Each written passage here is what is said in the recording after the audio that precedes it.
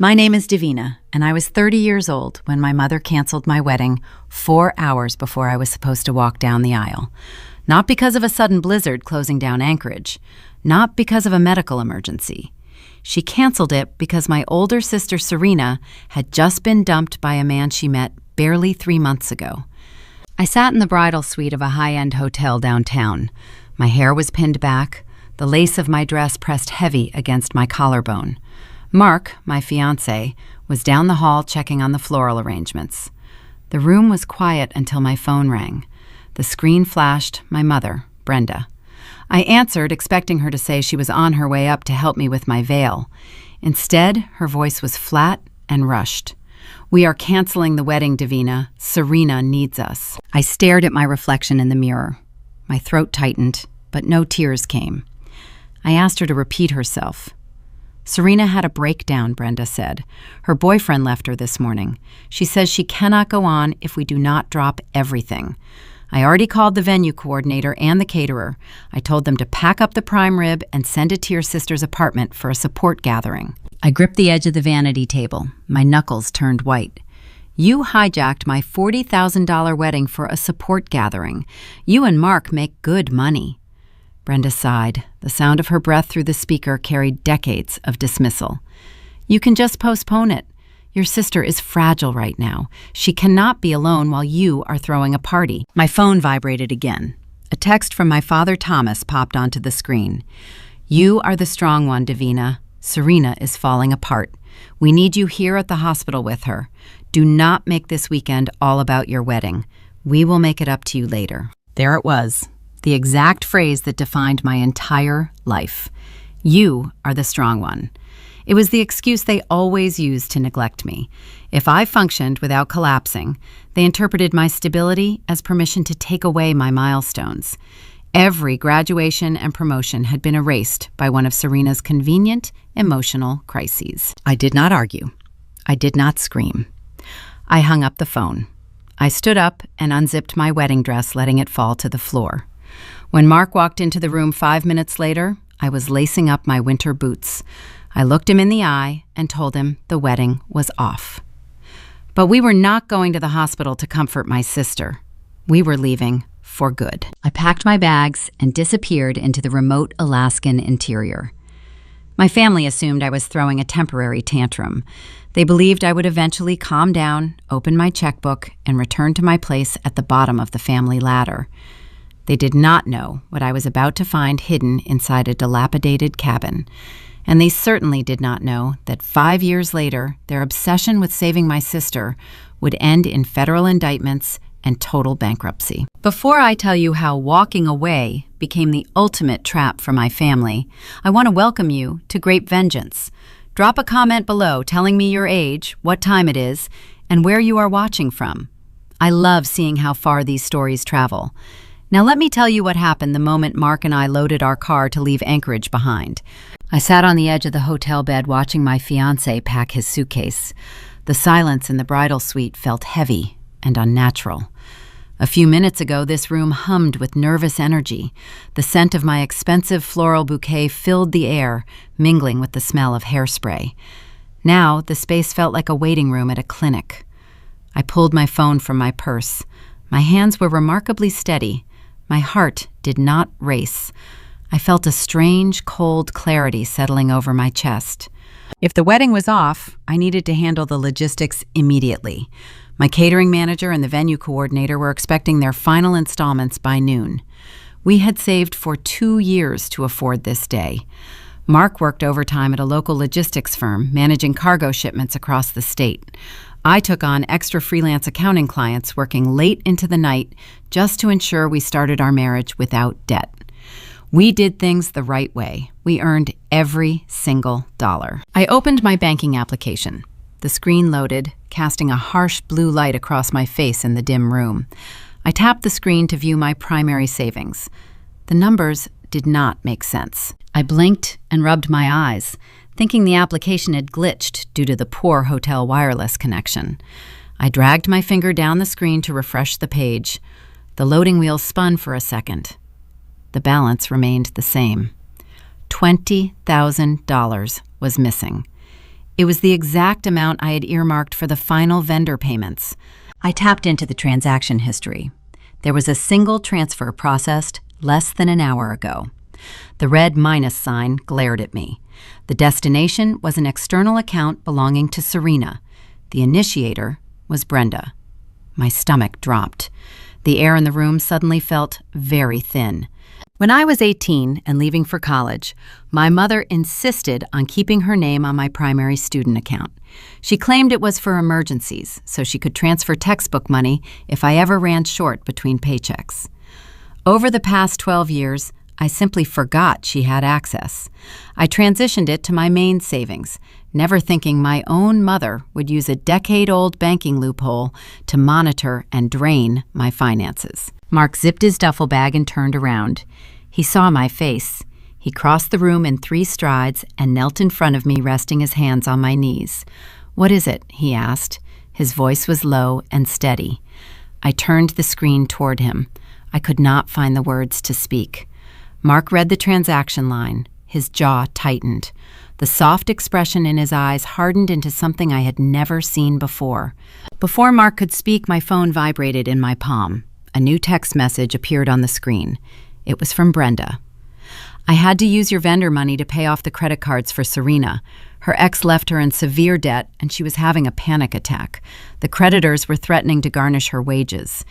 You and Mark make good money. You have stable jobs. You can just postpone the wedding for a few months and save up again. Do not be selfish today, Davina." I read the words 3 times. The text was not an apology. It was a firm directive. She did not ask to borrow the funds. She took them. She stole them and then ordered me to accept it. The realization hit me with the force of a physical blow.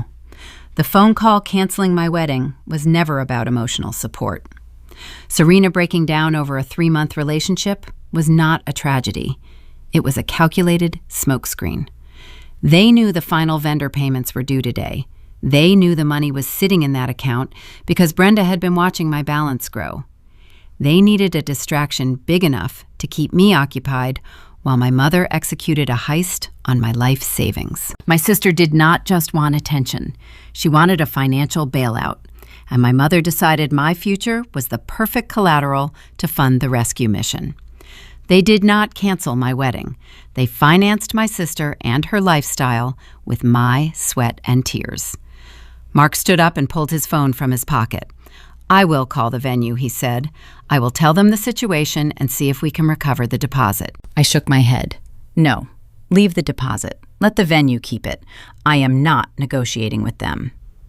I dialed the toll-free number on the back of my debit card.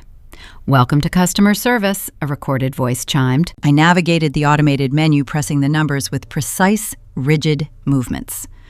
Mark watched me, his hands resting on his hips. He did not try to calm me down. He knew exactly what I was doing, and he supported it entirely. This was the defining difference between my chosen family and my blood relatives. Mark stood beside me in the wreckage. My parents created the wreckage and demanded I sweep it up smiling. A representative answered the line. Her name was Sarah. "How can I help you today?" she asked cheerfully. "I need to report an unauthorized transfer," I said. My voice sounded foreign to my own ears. It was devoid of emotion. "I need to freeze all my accounts immediately." Sarah shifted her tone from cheerful to professional concern. "I can certainly help you with that, ma'am. Can you verify the amount and the time of the transaction?" $20,000, I replied. "It was processed an hour ago." I heard the rapid clicking of a keyboard on the other end of the line. Sarah paused. "Ma'am, I see the transaction here. It was initiated by a joint account holder named Brenda. Since she is listed on the account, the system processed it as an authorized movement of funds." "She is not authorized," I said, gripping the phone tighter. "I did not give her permission to move those funds. I want to file a formal fraud complaint." Sarah hesitated. The line was quiet except for the faint static. "I understand you are upset, ma'am. But because her name is on the account legally, she has the right to withdraw funds. If I file a fraud claim against a joint owner, it will trigger a full internal investigation. We will have to lock the account down entirely. Neither of you will have access to any remaining funds while the review is pending. This could also escalate to a criminal matter, depending on the findings. Do it, I said, without missing a single beat. Are you sure? Sarah asked, her voice dropping an octave. This means we will be treating the joint holder as a hostile party. I looked at Mark. He nodded once, giving me a silent affirmation. I am sure, I told Sarah. She is a hostile party. Lock it all down. Freeze the savings. Freeze the checking. Cancel the debit cards associated with the account. I want Brenda removed from any and all access to my financial identity right now. I stayed on the phone for 45 minutes. I answered every security question. I verified my identity. I formally disputed the transfer. I provided the fraud department with the text message Brenda sent me, citing it as written proof that the funds were removed for personal use unrelated to the joint account holder mutual benefit. By the time I hung up the phone, the financial tie to my family was permanently severed. The account was frozen. The fraud investigation was active. My mother would receive an automated email within the hour notifying her that her access had been revoked and a legal dispute had been logged against her transfer. I imagined Brenda sitting in the living room, sipping tea and congratulating herself on a problem solved. She thought I would cry. She thought I would write a sad email to my vendors and spend the next year working overtime to replenish the savings she stole. She relied on the script we had followed for 3 decades. The script where Serena creates a disaster, Brenda enables it, and I pay the price. They expected me to absorb the cost of their dysfunction because I had always done it before. When Serena crashed her car uninsured during my freshman year of college, my mother drained my modest tutoring earnings to pay the deductible. When Serena quit her job because she felt unappreciated, my parents pressured me to co-sign her apartment lease. Every single time I protested, they used the exact same excuse. You are capable, Davina. Serena is fragile. But this time, the price was too high. This time, they crossed a line that could never be uncrossed. I tossed my phone onto the bed and walked over to the closet. I pulled my heavy winter coat from the hanger. I slipped my arms into the sleeves and buttoned it up. The cold Alaskan wind was rattling the hotel window panes. Are we going to the hospital? Mark asked. He already knew the answer, but he wanted me to say it out loud. No, I said. We are going to the car. My phone lit up again on the mattress. Another message. This time it was from my father, Thomas. I stared at the screen, watching his name flash. The emotional betrayal was already solidifying into something much harder. My father was the quiet enabler, the man who hid behind his newspaper while my mother tore my life apart. I knew his message was going to dictate our final move. And I knew exactly where we were heading instead. I held the phone in my palm, letting the screen glow against the dark fabric of my winter coat. The name Thomas flashed across the display. My father. For a brief fraction of a second, a foolish part of me hoped he would fix this. Thomas had always played the role of the family peacemaker. Growing up, he was the man who spoke in soft tones. He was the one who slipped me an extra $20 bill after Brenda tore into me over a minor mistake. He was the parent who gave sympathetic smiles from across the dinner table while my mother and sister ripped my achievements to shreds. I used to think those sad smiles meant he loved me. I used to believe he was a hostage in his own home, trapped by my mother's dominant personality and my sister's relentless demands. Now, staring at the incoming message icon blinking on my screen, the truth settled heavy in my chest. He was not a hostage. He was a collaborator. His silence was a choice. I opened the text thread. I braced myself, expecting a long apology. I expected him to say he was driving to the hotel right now to stop Brenda from doing this. I expected him to finally, after 30 years, act like a father. Instead, I read 3 sentences that shattered the last remaining illusion of my family. You are the strong one, Davina. Serena is fragile, and we need you here at the hospital with her right now. Do not make this weekend all about your wedding, because we will make it up to you later." I read the words again. The letters seemed to blur together. A cold, hollow feeling expanded in my ribs. You are the strong one. That phrase was the weapon they used to butcher my childhood. Whenever I needed them, they threw that sentence at me to justify their absence. When I was 16, I won the state debate championship. I stood on the auditorium stage holding a gold trophy, scanning the audience for my parents. They never arrived. When I returned home, my father was sitting on the porch. He told me Serena had failed a math test and was crying in her bedroom. He patted my shoulder and said I did not need them cheering for me because I was the strong one. When I graduated from college with honors, they skipped the ceremony because Serena had a fight with her roommate and needed help moving out of her dorm. My father sent me a card in the mail. The note inside said I was independent and could handle a quiet graduation. For 3 decades, Thomas used my competence as a shield to hide his cowardice.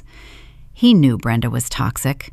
He knew Serena was a manipulative black hole demanding endless resources. But standing up to them required conflict. It required effort. It required him to endure Brenda yelling and Serena sobbing. My father hated conflict more than he loved his youngest daughter. So he sacrificed me. He fed my time, my money, and my milestones to them just to keep his living room quiet. He did not admire my strength. He exploited it. My stability was merely a convenience. To my mother, I was an automated teller machine dispensing cash for my sister's mistakes. To my father, I was an emotional meat shield absorbing the damage so he could read his evening newspaper in peace. Mark stepped closer. He looked at my face and saw the shift. The grief was gone. A sharp, unyielding anger replaced it. "What did he say?" Mark asked. His voice was steady, grounding me in the present moment. I handed the phone to him. Mark read the screen. He did not yell or curse. He simply handed the device back to me and grabbed the handles of our luggage. "We are leaving," he stated. "Yes, we are," I replied. I looked down at the keyboard on my screen. My thumb hovered over the letters. I thought about trying to explain how deeply this hurt. I thought about writing a long paragraph detailing the fraud Brenda just committed and the $20,000 she stole. I considered telling my father that Serena's hospital visit was a calculated distraction, but explaining requires an audience willing to listen. My father never wanted to hear the truth. He only wanted compliance. Any argument I offered would just give them a puzzle to solve, a boundary to push against. If I argued, it meant I still cared. It meant I was still negotiating my worth within a family that priced me at 0. I typed one final sentence. I did not use capital letters.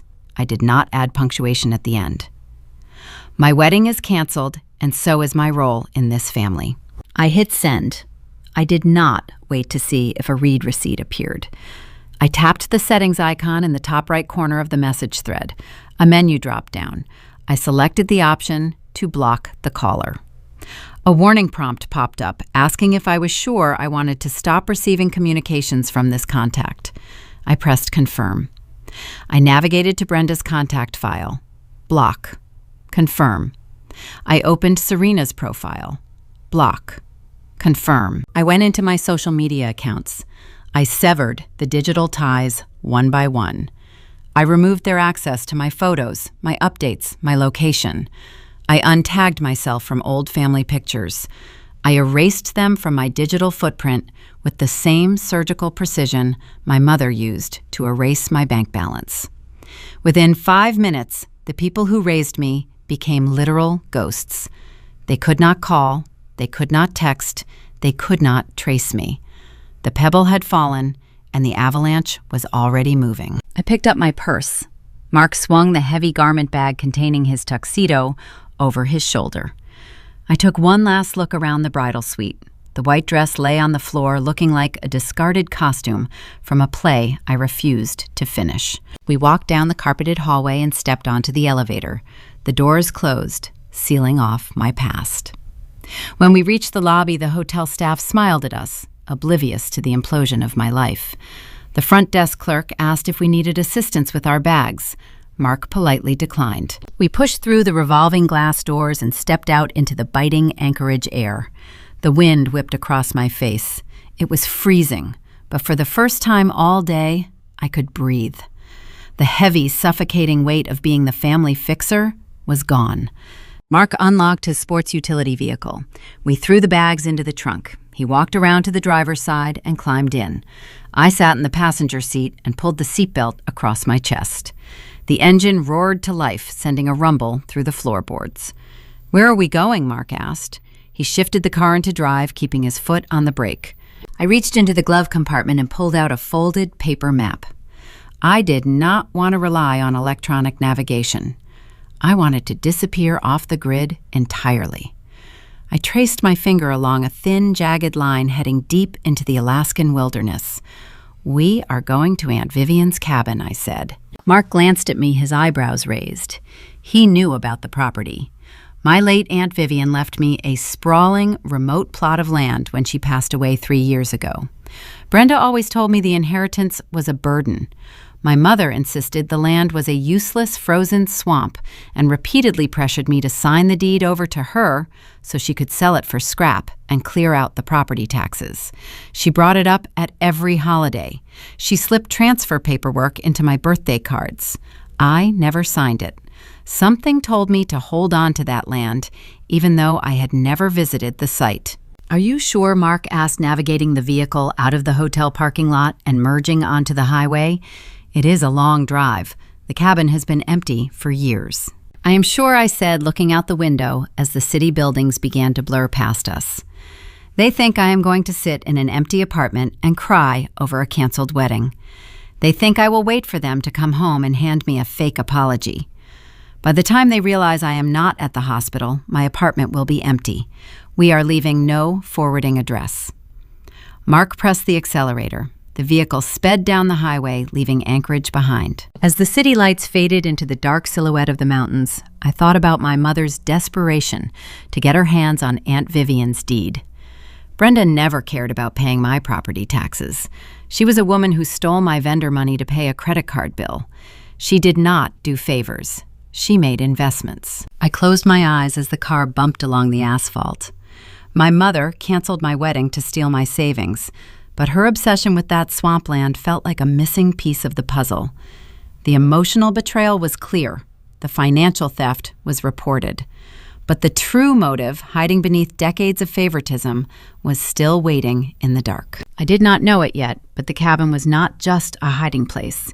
It was a vault.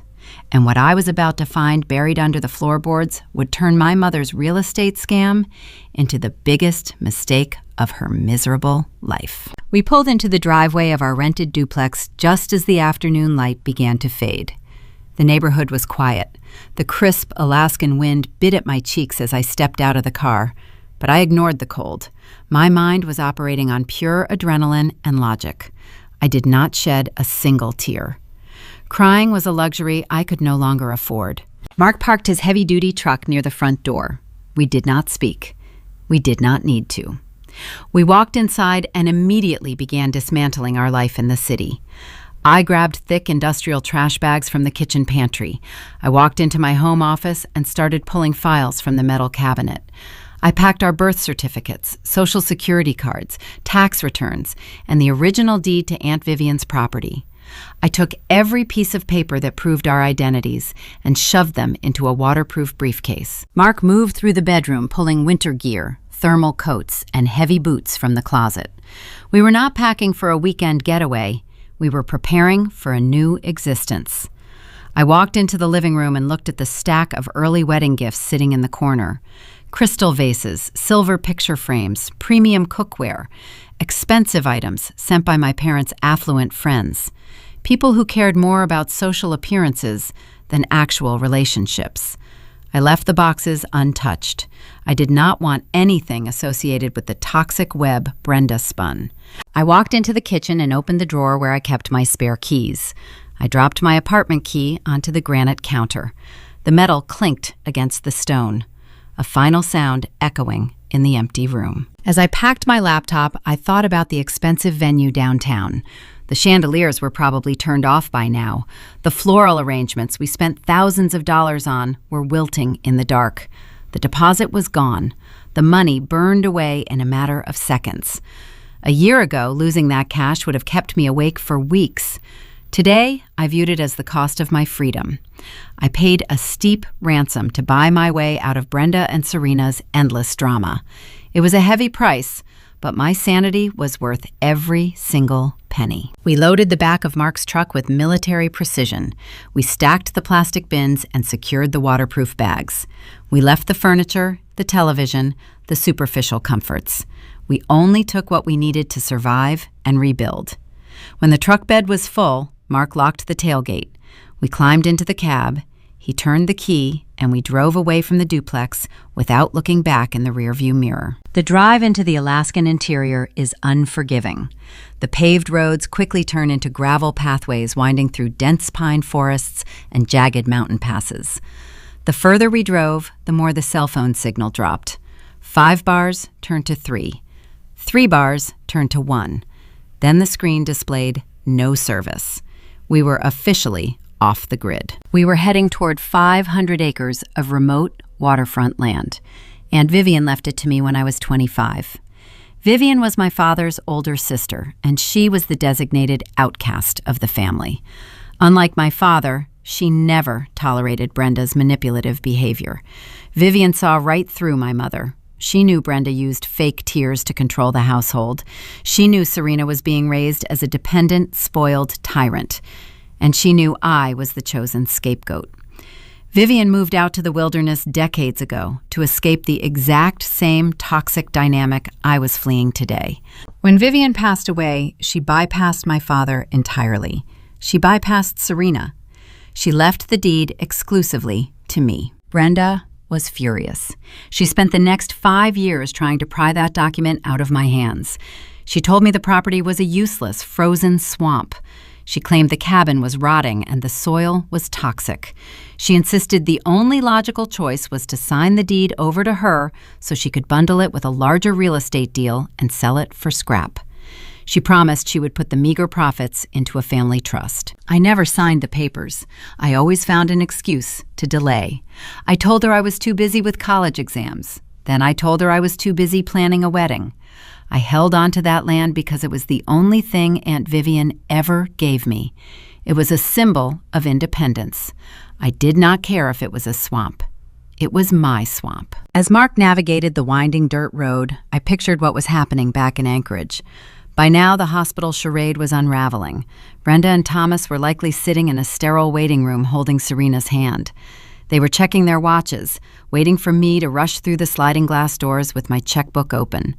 They expected me to arrive in a panic, apologizing for my selfish desire to get married while my sister suffered a minor breakup. I knew exactly how the timeline would play out. When 2 hours passed without my arrival, Brenda would try to call me. She would hear the automated voice stating my number was disconnected. She would assume my phone died. Then she would text Mark. His phone would block her number too. Panic would set in, but not out of concern for my safety. Brenda would panic because her control was slipping. She would leave Serena at the hospital and drive straight to my apartment. She would pound on the front door, demanding I answer. When the landlord finally let her inside, she would find the empty closets. She would see the key sitting on the counter. She would notice the missing files. Then the final blow would land. She would open her banking application to check the joint account to ensure her stolen $20,000 was secure. She would find her access revoked and a fraud investigation pending. The realization would hit her like a freight train. I was not throwing a tantrum. I was gone. The bank was locked. The apartment was empty. The obedient daughter who funded their lifestyle had vanished into thin air. Mark shifted gears as the truck climbed a steep incline. "We are getting close," he said, keeping his eyes on the dark road ahead. The headlights cut through the thick forest, illuminating the entrance to Aunt Vivian's property. A rusted iron gate stood open, flanked by towering pine trees. We drove past the tree line and the landscape suddenly opened up. The moonlight reflected off a sprawling, untouched lake. The water was crystal clear, surrounded by snow-capped peaks. This was no swamp. This was paradise. We pulled up to the cabin. From the outside, it looked exactly how Brenda described it. The wood was weathered, the porch sagged slightly on one side. It looked like a forgotten relic of the past. But Aunt Vivian was a highly intelligent woman. She knew how to disguise her assets. She knew how to hide value from greedy relatives. Mark grabbed a flashlight from the glove compartment. We stepped out of the truck. The silence of the wilderness wrapped around us. There were no city sirens. There were no ringing phones. There was only the sound of the wind moving through the branches. I unlocked the heavy wooden front door. The hinges creaked, echoing in the dark space. Mark swept the flashlight beam across the room. The interior was remarkably intact. The timber walls were thick and insulated. A large stone fireplace stood in the center of the room. Dust covered the floorboards, but the structure was solid. I walked toward the back bedroom. Vivian sent me a letter shortly before she died. She gave me specific instructions on what to do if I ever needed a safe place to land. She told me to look under the rug beneath the heavy oak bed frame. Mark helped me push the bed aside. I rolled back the faded wool rug. My fingers traced the edges of the wooden floorboards. I found a small indentation and pressed down. A square section of the floor popped open, revealing a hidden compartment. Inside rested a heavy steel floor safe. I knelt on the dusty floor. I punched in the 6-digit code Vivian provided in her final letter. The mechanical lock clicked. I pulled the heavy door open. I reached inside, expecting to find old photographs or maybe a few silver coins. Instead, I pulled out a thick stack of legal documents and geological survey reports. I opened the first folder and began reading. The words on the page shifted everything I thought I knew about my mother. The betrayal was no longer just about a canceled wedding or a drained bank account. I looked up at Mark. My hands started to shake, not from sadness, but from the sheer magnitude of the secret I just uncovered. Brenda did not want this land for scrap. She was orchestrating a monumental real estate heist, and my canceled wedding was the perfect cover to finish the job. I sat on the cold wooden floorboards, gripping a thick stack of papers. The beam of Mark's flashlight illuminated the top document. It was a geological survey report dated 4 years ago. I flipped to the second page. A detailed topographical map showed the boundaries of Aunt Vivian's property. Outlined in bright red ink was an underground thermal reservoir. Aunt Vivian did not own a frozen swamp. She owned one of the largest pristine geothermal hot springs in the region. I pulled out an appraisal summary attached to the back of the survey. My eyes scanned the estimated commercial value. A major resort development group had offered Vivian $7 million for the land just months before she died. She declined the offer. She chose to leave the property to me instead. I set the survey down and reached back into the steel safe. My fingers brushed against a bundle of envelopes bound by a rubber band. The return address on the top envelope belonged to my parents' house in Anchorage. I recognized the sharp, slanted handwriting instantly. It was Brenda. I slipped the letter out of its casing and unfolded the crisp paper. The date at the top indicated it was written shortly after Vivian received her cancer diagnosis. I read the words out loud. The sound of my own voice trembled in the quiet cabin. Vivian, you need to sign the geothermal rights over to us.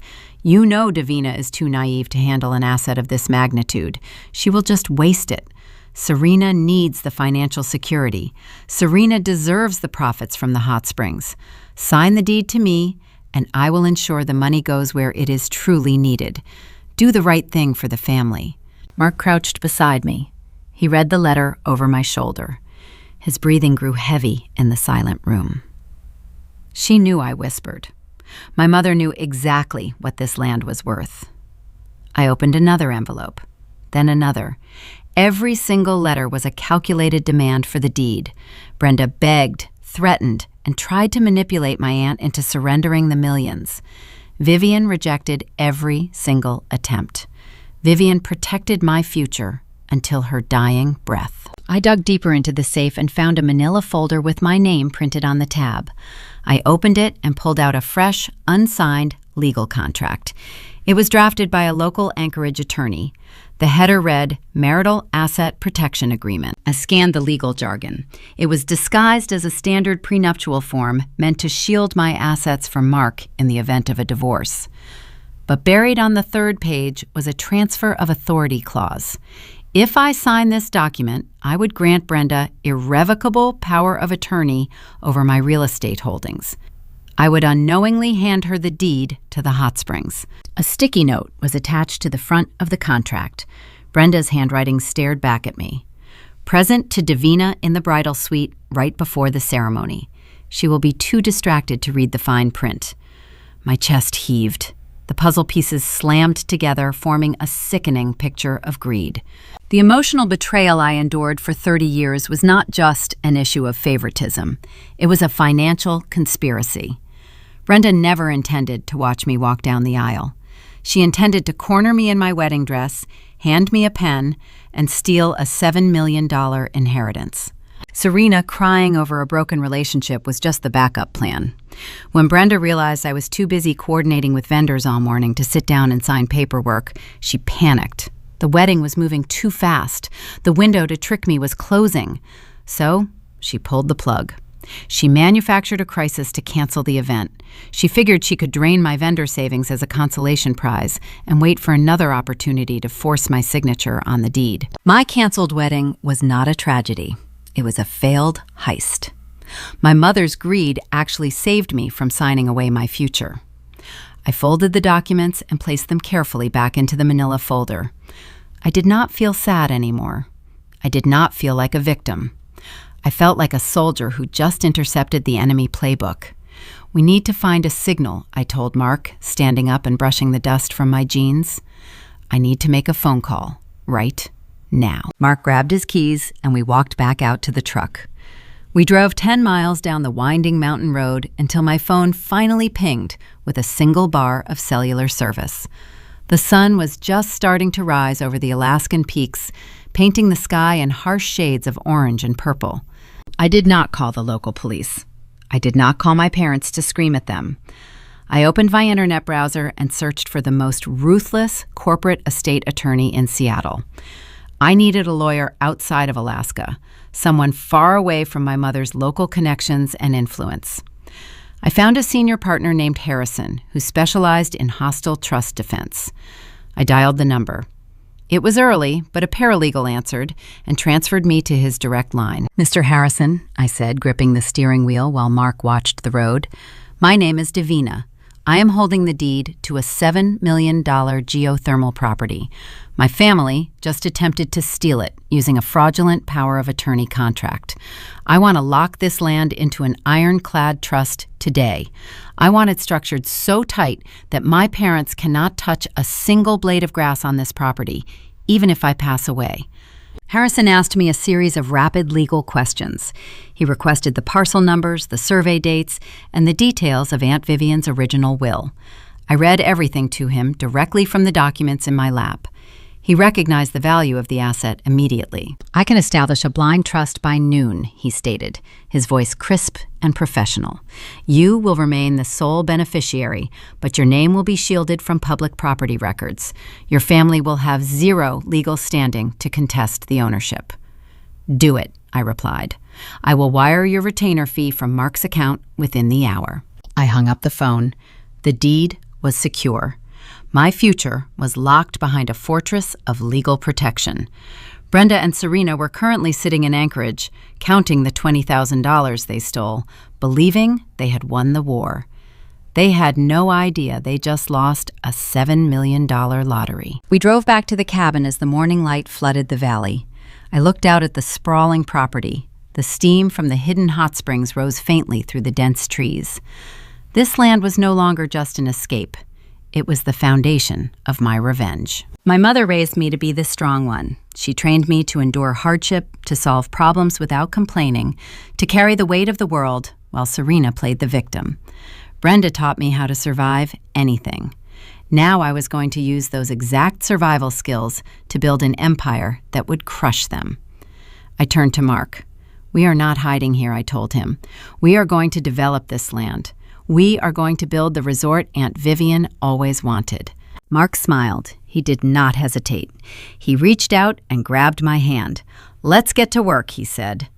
We spent the next 5 years turning the wilderness into gold.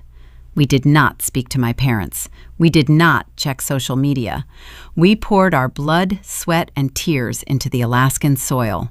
We took out business loans. We hired contractors. We fought through brutal winters and endless zoning permits. While we built our future in silence, my family was busy destroying theirs. Without my paycheck to fund Serena's lifestyle, their financial house of cards began to collapse. But karma does not just happen quietly. Karma requires an audience. And 5 years later, when my mother hired a private investigator to track down the daughter she threw away, she was expecting to find me living in a shack. She was expecting to demand my submission. She was not expecting to walk into the lobby of Aurora Haven. 5 years is a vast expanse of time when you are building a life from scratch. It is an eternity when you are constructing an empire. Mark and I did not just survive our self-imposed exile in the harsh Alaskan wilderness. We conquered the frozen terrain. We took the business loan secured by Aunt Vivian's acreage and poured every single cent into the dirt. Today, that soil is officially registered as Aurora Haven. We transformed the hidden geothermal springs into a $10 million luxury eco-resort. We cater exclusively to international investors, elite tourists, and executives who demand total privacy. They pay a premium to watch the northern lights from the warmth of our secluded mineral pools. I am currently sitting behind a custom cedar desk in my private office reviewing our fourth quarter profit margins. The revenue numbers on the screen are staggering. We are booked solid for the next 24 months. I place my hand on my stomach, feeling a gentle flutter against my palm. I am 6 months pregnant with our first child. We are having a little girl. Mark walks through the thick glass doors of my office wearing a tailored charcoal suit. He is reviewing a logistics manifest for a private helicopter arrival scheduled for this afternoon. He smiles at me and sets a steaming cup of herbal tea on my desk. His eyes hold the same steady loyalty they did on the day we walked away from my ruined wedding. We built a fortress together. We established wealth, unparalleled security, and a family of our own making. While we spent 60 months turning a neglected patch of wilderness into a highly lucrative enterprise, my relatives spent that exact same time frame turning a comfortable retirement into a financial graveyard. Karma did not just knock politely on their front door. Karma kicked the hinges off the frame. Back in Anchorage, the harsh reality of living without my steady paycheck finally caught up to Brenda and Thomas. For 3 decades, I operated as the silent shock absorber for Serena and her endless stream of mistakes. Whenever she crashed, I paid the repair bill. When I vanished, that safety net dissolved into thin air. The raw impact of Serena and her reckless behavior broke their bank accounts within 2 short years. Serena decided she wanted the prestige of being an entrepreneur. She launched a holistic wellness company, selling overpriced vitamin supplements and crystal healing courses online. She had 0 business plan, no inventory management system, and a non-existent work ethic. She just craved the title of a chief executive officer to brag about on her social media profiles. When the venture began to bleed cash rapidly, Brenda did what she always did. She enabled the favorite child. My mother pressured my father into taking out a second mortgage on their paid-off home to keep the fake company afloat. Thomas signed the loan documents because arguing with Brenda was simply too exhausting for him. He chose temporary domestic peace over long-term survival. It was the exact same cowardice he displayed when he texted me to abandon my wedding ceremony. The wellness venture collapsed a mere 6 months later. Serena spent the loan funds on luxury retreats for herself, claiming she needed to research the target market. She left her aging parents holding a crippling balloon payment they could never afford to repay. The bank executives did not care about Serena and her fragile emotional state. The loan officers only cared about the missed deadlines. The foreclosure notices started arriving in the standard mail. Brenda tried to negotiate her way out of the crisis. She tried to cry in the branch manager office, hoping her tears would buy them more time. The manager handed her a generic box of tissues alongside an official eviction date. They lost the house. The sprawling Anchorage property where I spent my entire childhood being told I was second best was seized and sold at a public auction. Brenda and Thomas were forced to rent a cramped 2-bedroom apartment in a decaying part of town. Serena moved into the spare bedroom, bringing her designer clothes and her constant daily complaints. Living in tight, squalid quarters with the daughter she ruined finally shattered Brenda. Serena refused to secure a normal job. She claimed retail work was beneath her elevated status. She sat on the cheap apartment sofa all day, scrolling through internet feeds, while Thomas worked night shifts at a local hardware store just to keep the electricity turned on. Brenda realized her comfortable retirement was gone forever. Her elevated social standing in the community vanished overnight. Her wealthy friends stopped answering her calls when she could no longer host lavish dinner parties or afford expensive country club lunches. She was drowning in high-interest debt, staring at the water-stained ceiling every night, realizing her favorite child was a financial parasite. But instead of holding Serena accountable for the disaster, Brenda defaulted to her original programming. She needed a savior to rescue them. She needed the strong one. She convinced herself that I must be suffering out in the untamed wilderness. She assumed Mark and I failed miserably. She pictured us living in a run-down trailer, barely scraping by on meager wages. In her twisted mind, I was sitting by a drafty window, crying, wishing I had my parents back in my life. She formulated a desperate plan. She would find me, offer a fake, half-hearted apology, and manipulate me into letting them move into my remote cabin. She wanted free housing and renewed access to my bank accounts. Brenda scraped together $500 from Thomas and his meager hardware store paychecks. She hired a discount private investigator operating out of a strip mall near the highway. She handed him my full name, Mark, and his former employment details, along with the parcel number for Aunt Vivian's old property. She told the investigator she was a worried mother trying to locate a runaway daughter who needed urgent family support. The investigator took the cash envelope and promised tangible results within a week. Brenda sat at her cheap laminate kitchen table, rubbing her hands together in anticipation.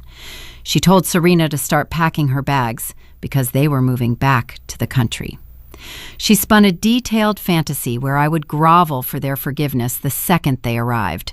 She truly believed I was still the obedient cash machine willing to finance her mistakes.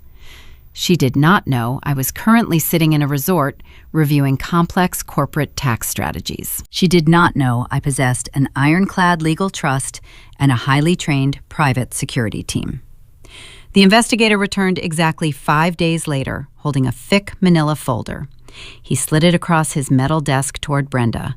The contents of that specific folder were about to shatter every single delusion my mother held tightly, and the inevitable collision course she set us on would end in a very public execution of her ego. The discount investigator slid the manila folder across the scratched metal desk.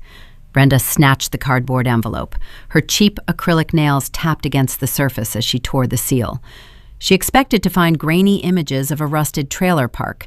She anticipated seeing her youngest daughter looking exhausted, wearing faded thrift store clothes. Brenda opened the flap and pulled out a stack of high-resolution drone photographs. She placed the first image on the desk. Her breath hitched in her throat. The picture displayed a sweeping aerial view of a pristine valley. In the center sat a sprawling architectural masterpiece. Floor-to-ceiling glass windows reflected the snow-capped peaks. Custom timber walkways wound through the dense pine forest connecting private luxury cabins. Deep blue geothermal pools steamed in the crisp mountain air. Valets in tailored uniforms parked imported sports cars near a grand entrance. "This is a mistake," Brenda said. Her voice trembled. "You tracked down the wrong person. I paid you to find Davina, not some billionaire retreat." The investigator leaned back in his squeaky leather chair. He folded his arms across his chest. "I do not make mistakes, lady. Look at the next page." Serena hovered over her mother's shoulder. She reached down and flipped the glossy photo. Beneath the image lay a color copy of a regional business magazine spread. The headline screamed across the top of the page: Aurora Haven redefines Alaskan luxury. Next to the bold text was a full-page portrait. Davina stared back at them. She wore a tailored emerald blouse. Her posture was flawless. A quiet, confident smile rested on her face. The article detailed how she and her husband transformed an untouched family plot into a $10 million hospitality empire. It praised her ruthless business acumen and her innovative, eco-friendly design. Thomas stood near the doorway, holding his battered winter hat. He peered at the magazine clipping. A heavy silence filled the cramped office. The realization crashed over them like a tidal wave. The remote parcel of land Brenda constantly mocked as a useless, frozen swamp was actually a gold mine. The daughter they discarded did not fail. She thrived beyond their wildest financial fantasies. Guilt never even entered the room. Shame did not register on their faces. The only emotion that flooded Brenda's widening eyes was pure, unadulterated greed. She grabbed the photos and shoved them back into the folder. She stood up so fast her chair tipped backward, hitting the wall. "Start the car, Thomas," she ordered. "We cannot just show up unannounced," Thomas muttered. He looked at the floor, rubbing his calloused hands together. "It has been 5 years, Brenda. She blocked our numbers. She filed a fraud report against you." Brenda turned and glared at her husband. Her expression hardened into a familiar mask of dominance. "She is my daughter," she snapped. "I gave birth to her. I raised her to be resilient. If she built a successful company, it is because I taught her how to survive. That resort is built on family land. Vivian was your sister. That makes this a family business. We are not visitors, Thomas. We are stakeholders." Serena grabbed her designer knockoff purse. A wicked smile spread across her face. The panic of living in a squalid apartment vanished. The reality of her crushing credit card debt melted away. She looked at the magazine clipping one last time, studying the luxurious lobby featured in the background. "I call the master suite," she announced, "and I am going to need a spa day. My skin is a disaster from that cheap apartment heating unit." They did not pack overnight bags. They did not formulate an apology speech. They drove straight out of Anchorage, fueled entirely by entitlement. The journey took several hours. The rusty sedan struggled up the steep mountain inclines. The heater rattled, blowing cold air against their legs. But Brenda did not complain. She sat in the passenger seat, clutching the manila folder, reciting a twisted narrative in her head. She convinced herself that Davina was merely holding the wealth until the rightful matriarch arrived to manage it. When they finally reached the wrought iron gates of Aurora Haven, the sedan sputtered. A uniformed security guard stepped out of a heated booth. He raised a hand signaling them to halt. Brenda rolled down the manual window. The freezing air rushed into the car. "Name and reservation number," the guard asked. His tone was polite but firm. He scanned the battered vehicle, noting the cracked windshield and the faded paint. "I do not need a reservation," Brenda scoffed. "I am Brenda. The owner is my daughter. Open the gate." The guard hesitated. He checked his digital tablet. He did not see any VIP arrivals listed under that name, but the sheer audacity in her voice made him pause. Corporate policy dictated treating all potential high-net-worth relatives with discretion. He pressed a button, and the heavy iron gates slowly swung open. Thomas drove the struggling car up the pristine, heated driveway. They parked near the grand entrance, sandwiched between a sleek black limousine and a silver foreign sports car. Valets in wool coats rushed forward to open the doors. Brenda stepped out onto the heated cobblestone. She pulled her thin coat tightly around her shoulders, trying to project an air of superiority. Serena stepped out next, staring up at the towering timber frame structure. The scent of roasted cedar and expensive pine filled the air. Ambient acoustic music played softly from hidden outdoor speakers. They marched through the automatic glass doors and entered the main lobby. The interior was breathtaking. A tall stone fireplace roared in the center of the room, stretching up toward a vaulted ceiling. Wealthy guests lounged on custom leather sofas, sipping crystal flutes of imported champagne. The warmth of the room contrasted sharply with the bitter cold outside. Everything screamed exclusive wealth. Brenda bypassed the waiting area and walked directly to the mahogany front desk. A concierge wearing a crisp suit smiled warmly. "Welcome to Aurora Haven," he said. "How may I assist you this afternoon?" "My name is Brenda," she announced, resting her elbows on the polished wood counter. "I am Davina's mother. We had a long drive from the city and we are exhausted. I need you to upgrade us to the presidential suite immediately. Have our luggage brought up and send a bottle of your best vintage wine to the room. Put it on the owner's personal tab." The concierge maintained his professional smile, but his eyes darted to Serena and Thomas, standing awkwardly in the background. "Ma'am, I apologize, but the presidential suite is currently occupied by a private investor, and I do not have any family arrivals noted on the daily executive schedule. Let me call the general manager to sort this out." Brenda slammed her hand flat against the desk. The sharp smack echoed across the quiet lobby. Several wealthy guests turned their heads to look at the commotion. "I do not want to speak to a manager," she hissed. "I want the room. I am the matriarch of this family. I own half of this land by blood right.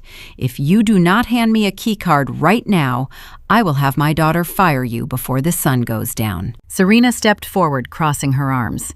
She looked at the concierge with blatant disgust. "And tell the spa technicians to clear their afternoon schedule," she added.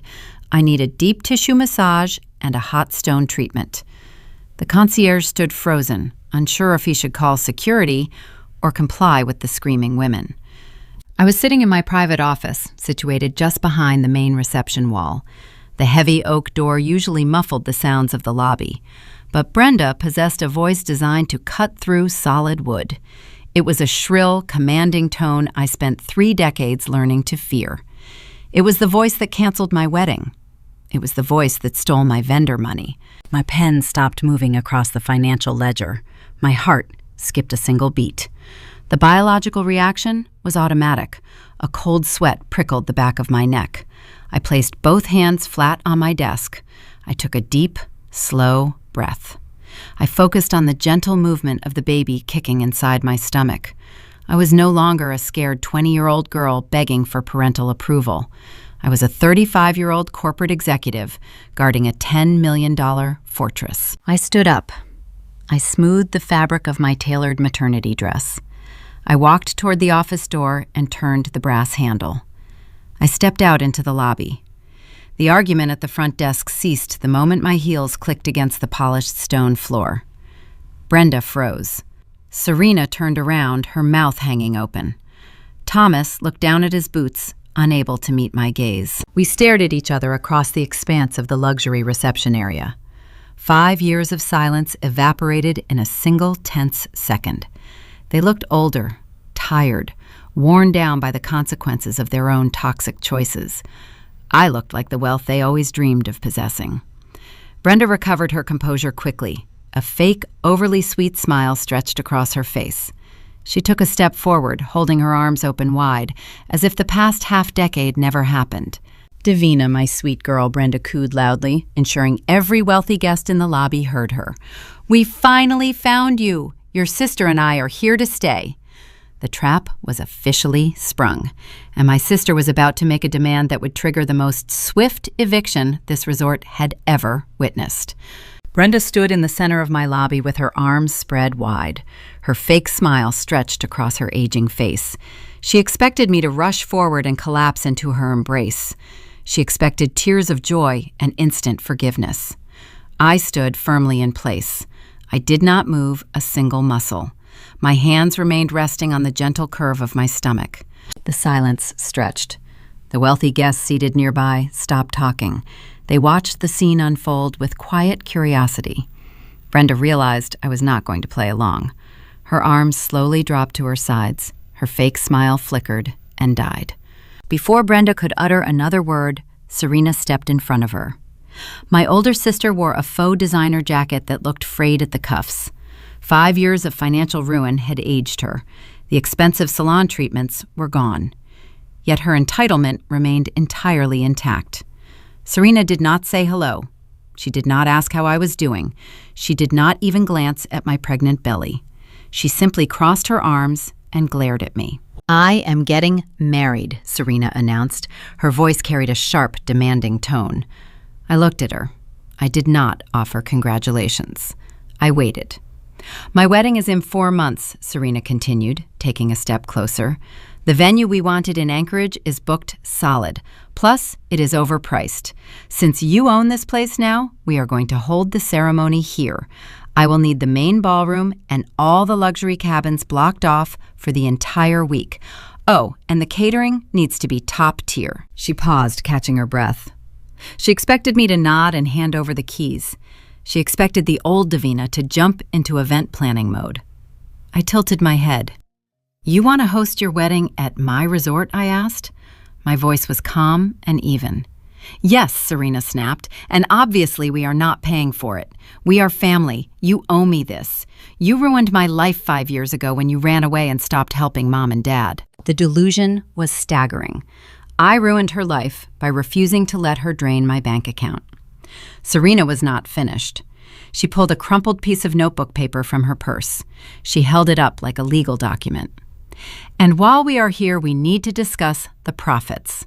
This resort sits on Aunt Vivian's old property. That makes it a bloodline asset. It belongs to the family. I am entitled to 50% of whatever money you are making off this place. I stared at the wrinkled paper. You want 50% of my revenue? I asked. It is only fair, Serena insisted, raising her chin. You stole this land from us. Mom was supposed to manage it. Now that you built it up, it is time to share the wealth. Hand over the profits, and we can put the past behind us. For a brief moment, I thought about the grueling winters Mark and I spent framing the cabins. I remembered the sleepless nights reviewing loan documents and the endless battles with zoning boards. We built every inch of Aurora Haven with our own bare hands and our own immense risk. My sister contributed nothing but grief to my existence. Now she wanted half. No, I said. Serena blinked. Excuse me? She stammered. I said no. You are not having your wedding here. You are not getting a single dime of my profits. You are getting nothing. The rejection hit Serena like a physical strike. Her eyes darted around the lobby. She realized she was losing control of the narrative. So she activated her oldest and most reliable weapon, the tears. Serena let out a loud, dramatic wail. She threw her hands over her face and collapsed into a nearby leather armchair. She began sobbing hysterically. Her shoulders heaved. Her cries echoed off the vaulted timber ceiling. How can you be so cruel? She screamed between fake sobs. I am your sister. I am suffering. You have all this money and you will not even help your own flesh and blood. You are a selfish monster. 5 years ago, that sound would have paralyzed me. Those tears used to be a command code for my obedience.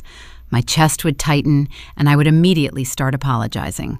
I would empty my wallet just to make the crying stop.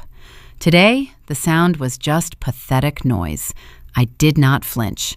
I did not offer a tissue. I turned away from my weeping sister and looked directly at the front desk concierge. David, I said, keeping my voice measured and authoritative, what is our current nightly rate for a standard cabin? The concierge stood up straighter. It is $2,000 a night, ma'am.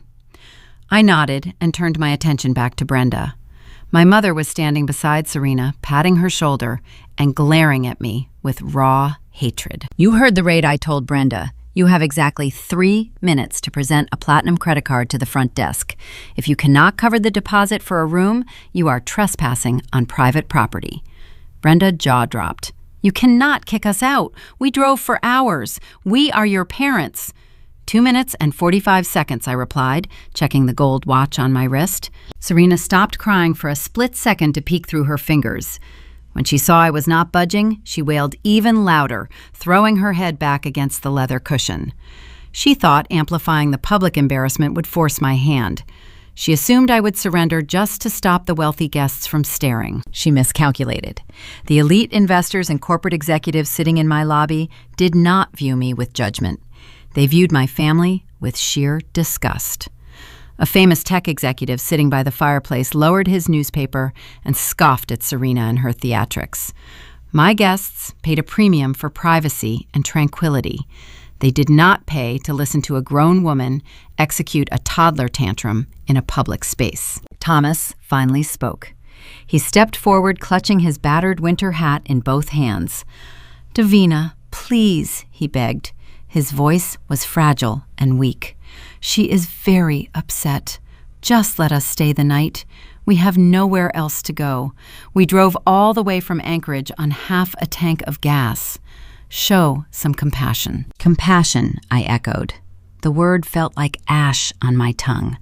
Where was your compassion when Mom drained my bank account on my wedding day? Where was your compassion when you told me to abandon my future to comfort her minor breakup? Your lack of planning is not my emergency, Thomas. I stopped calling him Dad a long time ago. The second hand on my watch swept past the 12. The final minute drained away. They had not produced a credit card. They did not even possess the cash to buy a cup of coffee from my restaurant. I raised my hand and signaled the head of security. A tall, broad-shouldered man named Marcus stepped out from the hallway. He wore a crisp, dark suit and a discreet earpiece. Marcus was a former military police officer. I hired him specifically to ensure no unauthorized individuals ever breached our gates. 2 other trained guards flanked him, moving with silent precision. "Marcus," I said, pointing toward my relatives, "these individuals are trespassing. Please escort them off the premises. If they resist, call the state troopers." "Yes, ma'am," Marcus replied. He walked over to the armchair and looked down at Serena. "It is time to leave, miss," he said firmly. "Do not touch me," Serena shrieked, jumping up from the chair. She pointed a shaking finger at my face. "You will pay for this, Davina. I will ruin you. I will tell the whole world what a horrible person you are." Marcus did not wait for her to finish. He grasped her upper arm and guided her toward the glass exit doors. Serena dug her heels into the stone floor, thrashing her shoulders. The other 2 guards flanked Brenda and Thomas, ushering them forward. Brenda spun around as the guards pushed her toward the exit. "This is family property," she yelled. Her face was flushed, dark red. "I am going to sue you.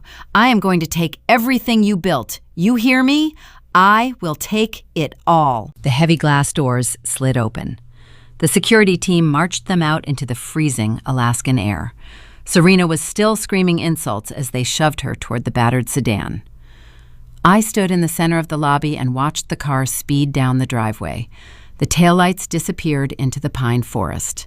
The lobby fell silent. The crackle of the fireplace was the only sound remaining. An older gentleman sitting near the window raised his champagne flute in my direction. I gave him a polite nod and walked back into my office. The encounter was over, but my pulse remained steady. I knew my mother better than anyone on earth. Her pride was deeply bruised, and her bank account was completely empty. Throwing them out in front of high society was a deeply satisfying victory, but it was only the opening battle. Brenda never accepted defeat gracefully. When she felt cornered, she resorted to dirty tactics. I sat down at my desk and picked up my pen. She shouted about suing me in the lobby. Most people would dismiss that as an empty threat from a broke, desperate woman. But I knew Brenda possessed enough toxic determination to find a sleazy lawyer willing to work on contingency. She was going to try and drag my name through the legal mud. She was going to weaponize the courts to steal what she could not take by force. I needed to prepare for a lawsuit. The brief lobby confrontation was about to trigger another fierce avalanche. 3 days after my security staff escorted my screaming sister and my furious parents out of the resort lobby, a courier arrived at Aurora Haven. The man wore a heavy brown uniform, brushing snow from his boots as he walked through the automatic glass doors. He bypassed the concierge desk and insisted on speaking directly with the owner. Marcus, my head of security, escorted the courier into my private office. The delivery driver handed me a thick, stiff cardboard envelope. He requested my signature on a digital tablet to confirm receipt. I traced my name on the glowing screen. The courier nodded and left the room, closing the heavy oak door behind him. I stared at the parcel sitting on my pristine desk. The return address belonged to a law firm in downtown Anchorage. It was not a reputable corporate practice. The name printed on the label belonged to a notorious attorney known for chasing ambulances and filing frivolous civil claims on contingency. I broke the rigid seal and pulled out a dense stack of formal court documents. The bold black header read, Anchorage Superior Court. The plaintiff was listed as Brenda. The defendant was me. I spread the crisp white pages across the smooth cedar wood. I read the primary charge printed on the first page. Elder financial abuse. I let out a sharp, dry laugh. The sound echoed in the quiet room. My mother was actually attempting to use the legal system to weaponize the exact crime she committed against me 5 years ago. I read the specific allegations. The lawsuit read like a work of bad fiction. Brenda claimed I manipulated Aunt Vivian on her deathbed, forcing the sick woman to rewrite her will and sign the lucrative geothermal land over to me. The document stated I used undue influence to isolate Vivian from the rest of the family. But the lies did not stop there. The second page detailed the events of my canceled wedding day. According to Brenda and her sleazy lawyer, I did not flee Anchorage because my wedding was hijacked. They claimed I orchestrated a grand theft. The legal filing stated I drained the joint bank account, stealing my parents' retirement funds before running away into the wilderness. Brenda was accusing me of taking the $20,000 she personally transferred out of my vendor savings. The final page listed her demands. My mother requested $2 million in punitive damages to compensate for her emotional distress and severe financial hardship. If I could not produce the cash the lawsuit demanded, the immediate transfer of the Aurora Haven property deed to Serena and Brenda to satisfy the debt. I leaned back in my leather executive chair. My pulse remained steady. I did not feel the crushing panic Brenda intended to inflict. I picked up my phone and dialed the direct line for Harrison, my estate attorney in Seattle. Harrison answered on the second ring. I told him about the courier and read the allegations aloud. "Send me a scanned copy of the entire packet," Harrison said. His voice was calm and analytical. "This is a classic extortion tactic. They hired a bottom-feeding lawyer who works on a percentage of the settlement. They know they have zero evidence. They are relying on the cost of litigation to scare you. They expect you to settle out of court to avoid the legal fees and the public spectacle." "I am not settling," I told him. "I want to crush this." Before Harrison could outline our defense strategy, my office door swung open. Mark walked in, holding a digital tablet. His jaw was clenched tight. The soft lines around his eyes were drawn into sharp, hard angles. He placed the tablet on the desk right next to the lawsuit. "Look at this," Mark said. His voice carried a low, dangerous edge. I looked at the glowing screen. It displayed the homepage of a notorious local Alaskan tabloid. The website thrived on sensational gossip and destroying reputations. The main headline splashed across the top of the digital page in bright red font. "Millionaire resort owner abandons starving parents." Below the headline was a photograph of Aurora Haven, taken from the public road outside our gates. Next to the resort image was a picture of Brenda and Thomas. They were standing in front of their cramped, rundown apartment complex, wearing thin coats and looking pathetic for the camera. I read the opening paragraph. The article painted me as a greedy, ruthless villain who stole a family inheritance and left her elderly parents to freeze in squalor. Brenda provided exclusive quotes to the journalist. She claimed I refused to let my pregnant sister have a modest wedding at the resort. She spun a tragic tale of rejection, telling the reporter she just wanted to see her unborn grandchild.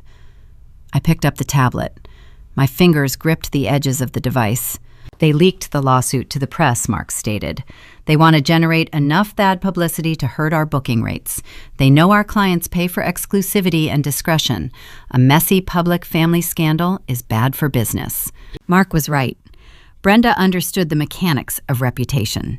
When I was a teenager, she used public shame to control my behavior.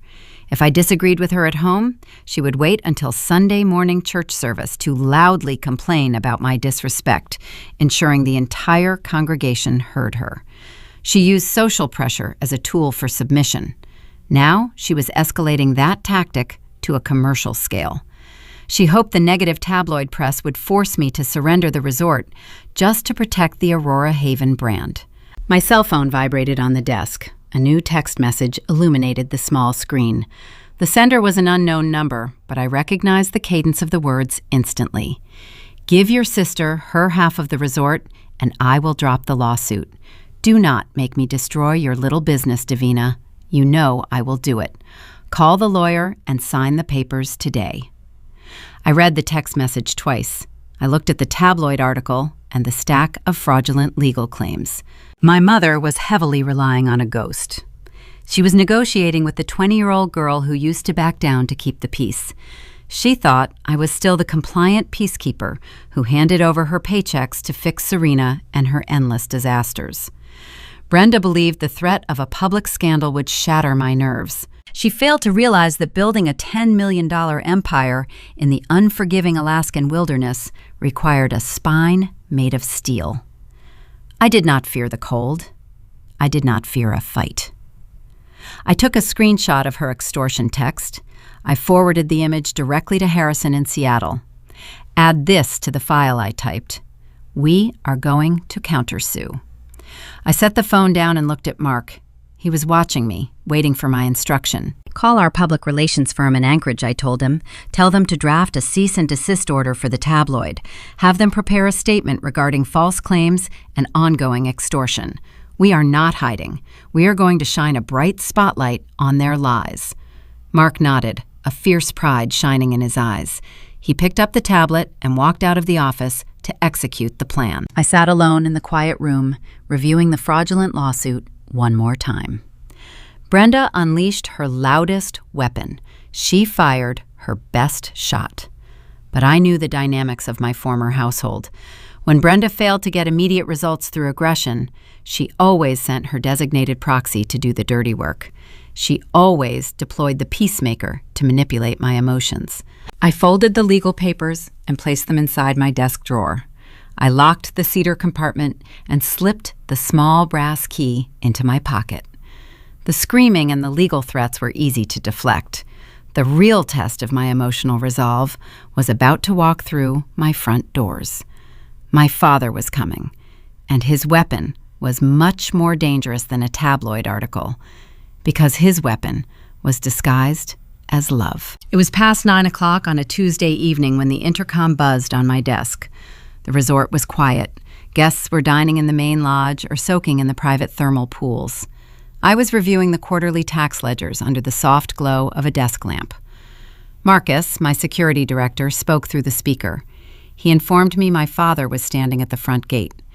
The man who raised me was alone. He drove the rusty sedan and requested 5 minutes of my time. He claimed it was a life-or-death emergency. I could have told Marcus to turn him away. But my father always operated differently than my mother. Brenda attacked with loud threats and public spectacles. Thomas attacked with quiet guilt. He was the covert operative of the family. Growing up, he played the role of the sympathetic hostage. He was the man who sighed heavily and shook his head while my mother screamed at me. I instructed Marcus to escort him to my office. I wanted to hear his pitch. I wanted to see exactly how low he would sink to save his own skin. Thomas walked through the heavy wooden door, looking like a defeated shell of a human being. His shoulders slumped forward, his face appeared gray and weathered by the harsh Alaskan winter. He removed his damp knit hat and held it tightly against his chest. He did not look at the luxurious surroundings or the expensive artwork hanging on my walls.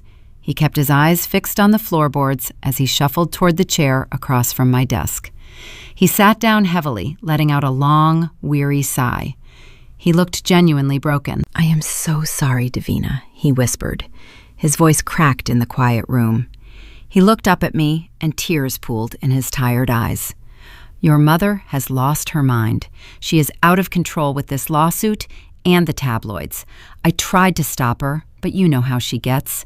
I cannot reason with her anymore. Serena is draining every last penny we have left. We are facing eviction next week. I do not recognize the women I live with. I just want my family back. I want my daughter back. He reached across the desk. His hands shook visibly. I just need $50,000, he pleaded. It is a fraction of what this place makes. Just enough to pay off the immediate debts and keep a roof over our heads. We will not bother you again. I promise. I will leave Brenda if I have to. Please, Davina, do not let your old man sleep in a freezing car. A strange, heavy knot formed in my stomach. For a fleeting second, I felt genuine pity. I looked at his worn coat and his desperate expression. I remembered a time when I was 10 years old. I scraped my knee falling off a bicycle on the gravel driveway. Brenda yelled at me for ruining my new jeans and embarrassing her in front of the neighbors. But Thomas quietly handed me a bandage and a piece of peppermint candy when she left the room. He was a coward, but he was still my father. $50,000 was a negligible business expense for Aurora Haven. I could write a check right now and end his suffering. I could buy him a fresh start. I reached for my silver pen. Then my eyes caught a faint reflection on the polished cedar wood of my desk. I glanced up. Thomas was sitting slightly angled in his chair. He had positioned his body toward the open tax ledgers, resting near my left elbow. I looked closer at his winter jacket. The breast pocket zipper was pulled down just an inch. Peeking out from the dark fabric was the small square lens of a mobile phone camera. The screen was facing my documents. The recording light was active and blinking a faint red glow. The knot in my stomach evaporated instantly. The pity vanished, leaving a cold, sterile clarity in its wake. He was not here to apologize. He was not here to seek redemption.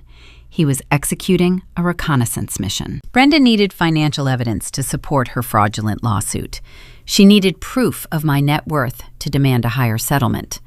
They sent the peacemaker to play the victim, hoping my biological sympathy would blind me while he secretly filmed my private corporate ledgers. The tears were fake. The desperation was a calculated performance. He was a Trojan horse sent to steal the numbers that would destroy my business. I set my silver pen down. "Hand it over," I said. My voice was a low, dangerous whisper. Thomas blinked rapidly, acting confused. "Hand what over, sweetheart?" he asked, forcing a trembling smile onto his lips. I stood up. I reached across the desk and snatched the phone directly from his jacket pocket. He gasped and tried to grab my wrist, but I stepped back out of his reach. The screen was unlocked. The video application was actively recording. The frame was perfectly centered on my quarterly profit margins and my primary bank routing numbers. I pressed the red button to stop the recording. I navigated to his photo gallery. I found the file and deleted it. I opened the deleted items folder and permanently erased the data. Thomas sat frozen in the chair. His tears were gone. His expression shifted from a pathetic victim to a caught criminal. The facade crumbled completely, revealing the empty, manipulative core beneath his kindly old man routine. "You sent the tabloid to ruin my name," I stated plainly. "When that failed, you came here, wearing a wire, to steal my financial data. You are worse than Brenda. She is a thief, but she does it to my face. You smile while you stab me in the back." "I was just trying to help your mother," he stammered. He pressed his back against the chair, trying to distance himself from my cold fury. "She told me we would lose everything if I did not get the account numbers." "You already lost everything," I replied. I tossed the phone onto his lap.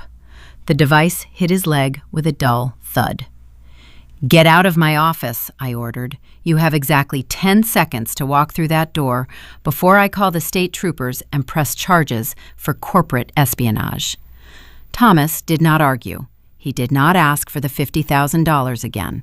He grabbed his hat and scurried out of the room like a frightened rat fleeing a sinking ship. I watched the heavy oak door click shut. The silence returned to my office, but my mind was racing. Playing defense was no longer a viable option. Throwing them out of the lobby and deleting a secret video would not stop their relentless greed. They were never going to quit.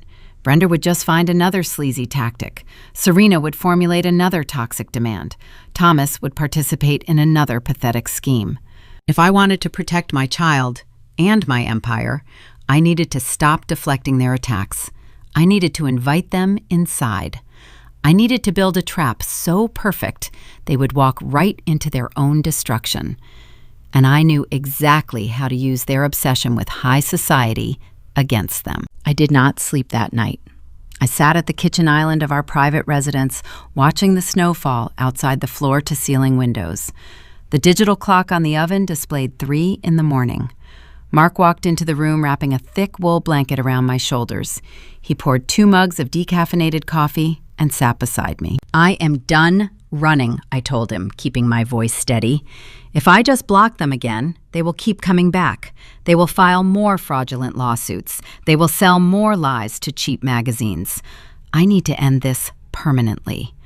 Mark blew on his hot drink. His eyes reflected the dim kitchen lights. How do we end it? He asked. We give them exactly what they want, I replied. Or at least, we make them believe they are getting it. At 8 in the morning, I dialed Harrison in Seattle. My attorney answered with his usual brisk professionalism. I bypassed the standard pleasantries. Harrison, I said, cancel the cease and desist order for the tabloid. Do not file the countersuit today. I want to change our strategy. I heard the rustle of paper through the phone. You want to drop the defense? He asked. His tone conveyed clear confusion. No, I want to set an ambush, I explained. My mother feeds on public validation. She wants to be seen as a wealthy matriarch in front of an audience. If we fight her in private civil court, she will drag this out for years, draining our resources and our energy. I want you to draft a profit-sharing settlement. Make it look incredibly lucrative. Put Serena and Brenda on the document as 50% equity partners. Harrison paused. Davina, that is business suicide. It is not a real contract, I clarified. It is bait. I want you to embed a contingency clause deep in the fine print, a clause stating the agreement is void if the signatories are currently under federal investigation for fraud. I heard a low chuckle on the other end of the line. You are planning a public execution, Harrison noted. I want them to smile while they walk onto the scaffold, I replied. By noon, Harrison emailed me a digital draft of the fake settlement. It was a masterpiece of legal deception. The bold headers promised millions in shared resort revenue. The language appealed directly to Brenda and her endless greed. I printed the document and placed it on my desk. Then I dialed the number for the sleazy contingency lawyer Brenda hired in Anchorage. A receptionist answered and patched me through to his office. This is Davina, I said, making sure my voice trembled just enough to sound authentic. I am calling regarding the lawsuit filed by Brenda. The lawyer adopted a smug, condescending tone. Well, Miss Davina, he drawled, I assume you saw the morning tabloids. The press is not very kind to daughters who abandon their elderly parents. Are you ready to discuss transferring the deed? I let out a shaky breath, mimicking total defeat. The bad press is hurting my business, I told him. My elite investors are asking questions. I cannot afford a prolonged public scandal right now. I am willing to capitulate. I will not hand over the deed, but I will sign a profit-sharing settlement. I will give them 50% of the resort revenue. The lawyer breathed heavily into the receiver. He smelled a huge payday. 50%, he repeated. Plus my legal fees, covered in full. Yes, I agreed. But I have one condition. I want to sign the paperwork in person. I am hosting the Aurora Haven Winter Gala this Saturday. It is our most exclusive networking event of the year. State politicians, local senators, and my top wealthy investors will be attending. I want my parents and my sister to attend as my guests of honor. We will sign the settlement publicly to show the press that our family is united. It will repair my brand image and give my mother the high society validation she craves. The lawyer did not even hesitate. He assured me they would be there. I hung up the phone and leaned back in my chair. The trap was set. I did not need a private investigator to know how my family reacted to the news. I knew their predictable patterns. The moment that sleazy lawyer called Brenda to relay my fake surrender, her ego must have inflated to the size of a hot air balloon. She always believed she could break me. She viewed my strategic retreat as an unconditional victory. I opened my laptop and navigated to a fake social media profile I used to monitor Serena and her public posts. Sure enough, my sister was already bragging online. Serena posted a photo of a cheap champagne bottle sitting on a laminate counter. The caption read, "Big things are coming. Future co-owner of Alaska top resort. Time to reclaim my throne." I stared at the screen and shook my head. They were so blinded by their own entitlement, they never stopped to question why I would surrender a $10 million empire without a fight. They never wondered why the strong one suddenly collapsed. According to the credit alerts my corporate security team monitored, my parents were maximizing their destruction.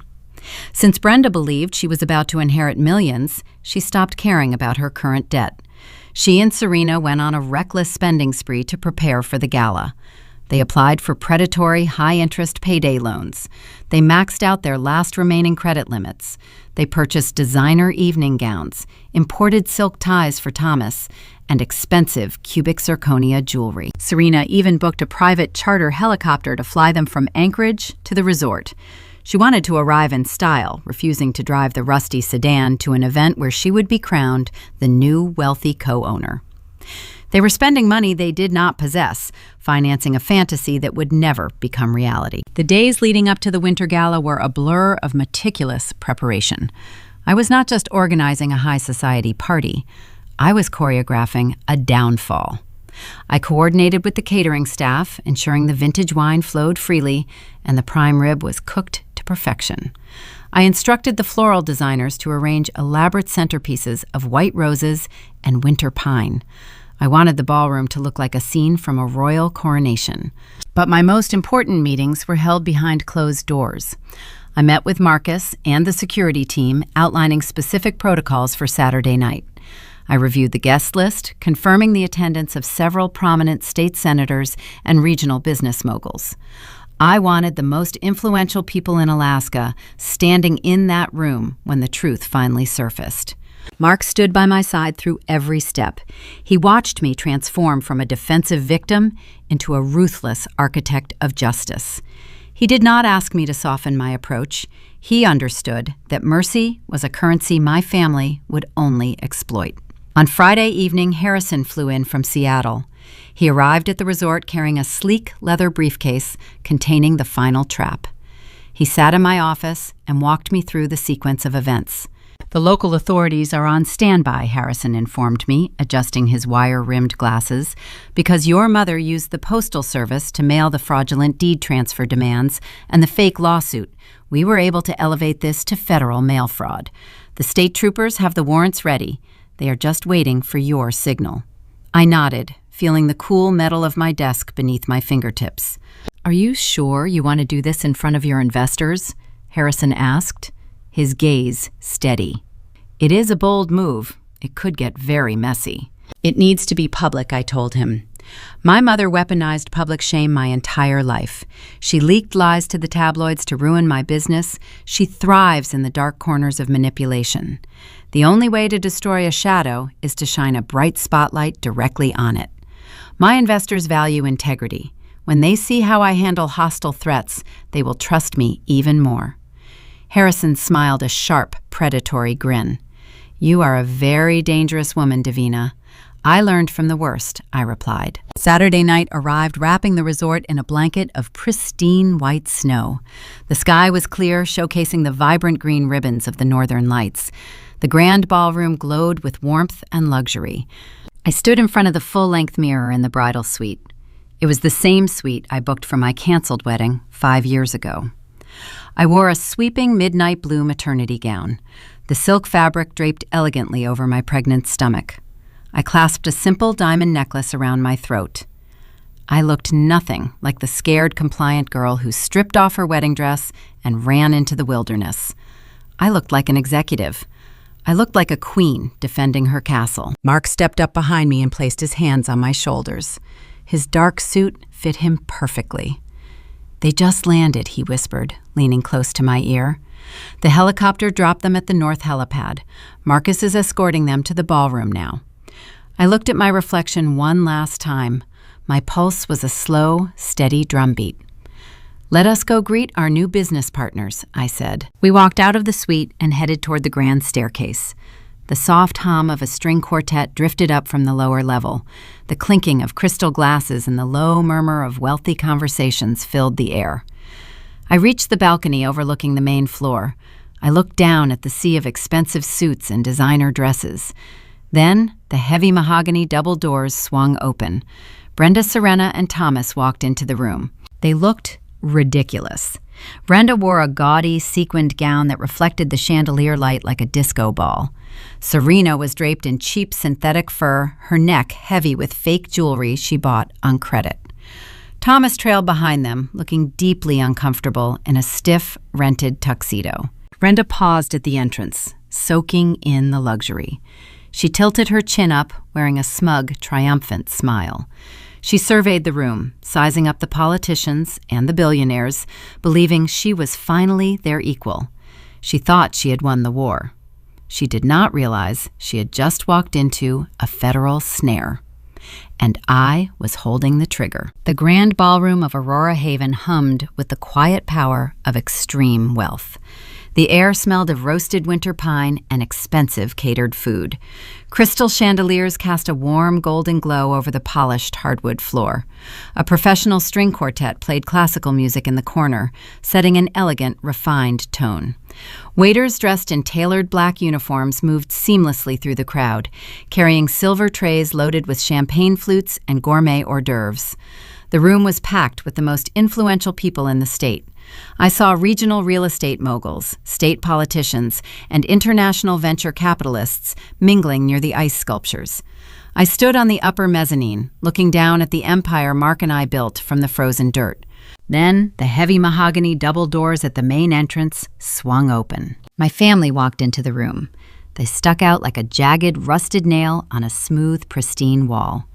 Brenda wore a gaudy, sequined evening gown that caught the chandelier light in a harsh, blinding way. Serena was draped in a cheap synthetic fur jacket, her neck heavy with large fake diamonds she purchased on a high-interest credit card.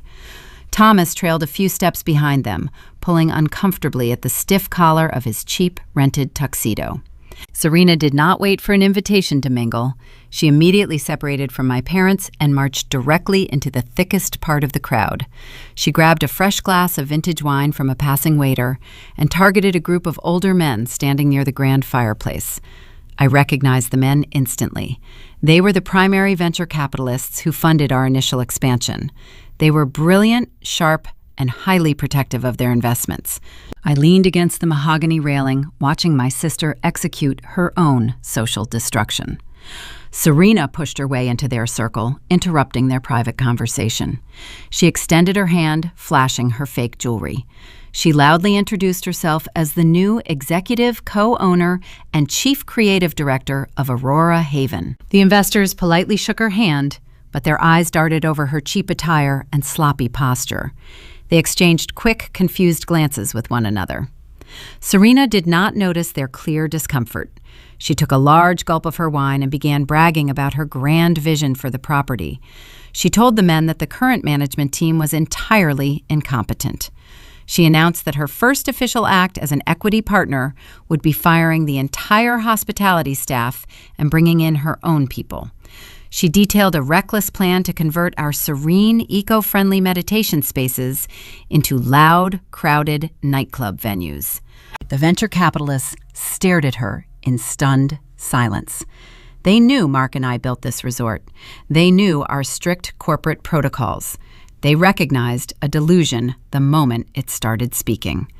One of the men offered a tight, forced smile and turned his back to her, ending the interaction.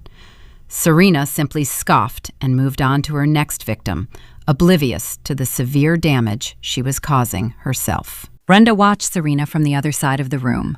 A look of profound maternal pride washed over my mother's face. She truly believed her eldest daughter was charming the elite crowd. She thought they were conquering high society. Brenda smoothed the front of her sequined gown and began scanning the ballroom. Her eyes swept over the politicians and the wealthy guests until she finally spotted me. I had descended the staircase and was standing near a towering champagne fountain on the lower level. A predatory smirk crawled across her aging face. She elbowed Thomas hard in the ribs and nodded in my direction. They began navigating their way through the crowded floor. Thomas kept his head down. He looked like a man walking toward a firing squad. He remembered the cold fury in my office just a few nights ago. He remembered how I caught him wearing a wire and deleted his secret video file. He knew I was no longer the scared little girl they used to control. He sensed the impending danger, but he lacked the basic courage to warn his wife. He just followed her, like a beaten dog. I stayed glued to my spot near the cascading fountain. I held a glass of sparkling cider in my right hand. I kept my breathing slow and measured. I let them close the distance. Brenda stopped just 2 feet away from me. She did not offer a greeting. She reached into her sequined clutch purse and pulled out the folded profit-sharing settlement Harrison had drafted. She tapped the thick legal paper against her palm. "It is a beautiful party, Davina," she purred. Her voice carried a sickly sweet tone that barely masked the venom underneath. "You really outdid yourself tonight. The catering is exquisite, and the guest list is very impressive.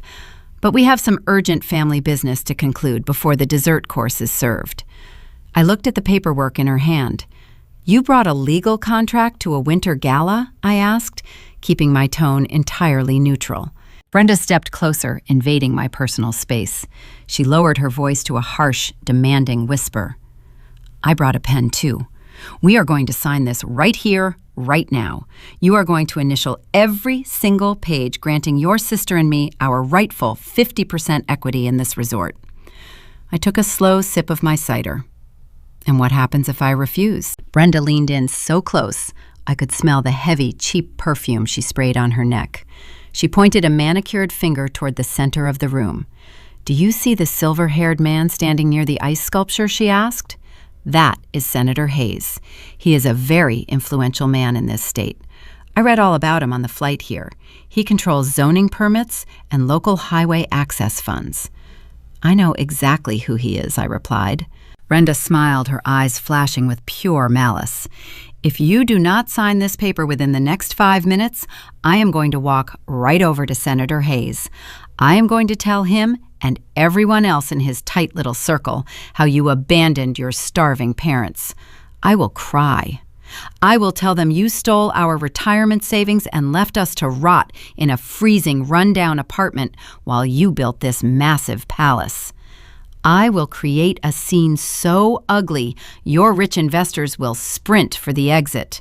Your corporate reputation will be ruined before midnight. Do not test me, Davina.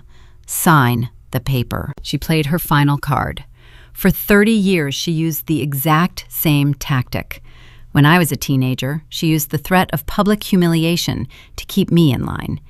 If I disagreed with her at home, she would wait until Sunday morning church service to loudly complain about my disrespect, ensuring the entire congregation heard her.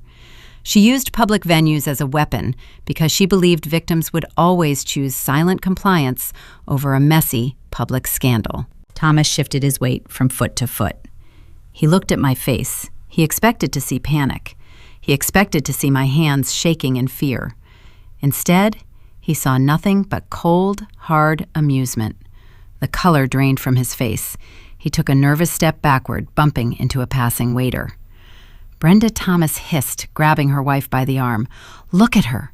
Something is wrong. We need to leave right now." "Shut up, Thomas," Brenda snapped, shaking him off with a look of disgust. "She is just bluffing. She cares too much about this fancy party to risk a scandal. She will sign it." I looked at my mother. I looked at the fake legal document in her hand. She thought social pressure was her ultimate weapon. She never stopped to consider that a weapon can easily be turned against its owner. I set my glass down on a nearby silver tray. A calm, icy smile spread across my lips. I looked directly into Brenda's eyes. "I am glad you brought an audience, Mom," I said.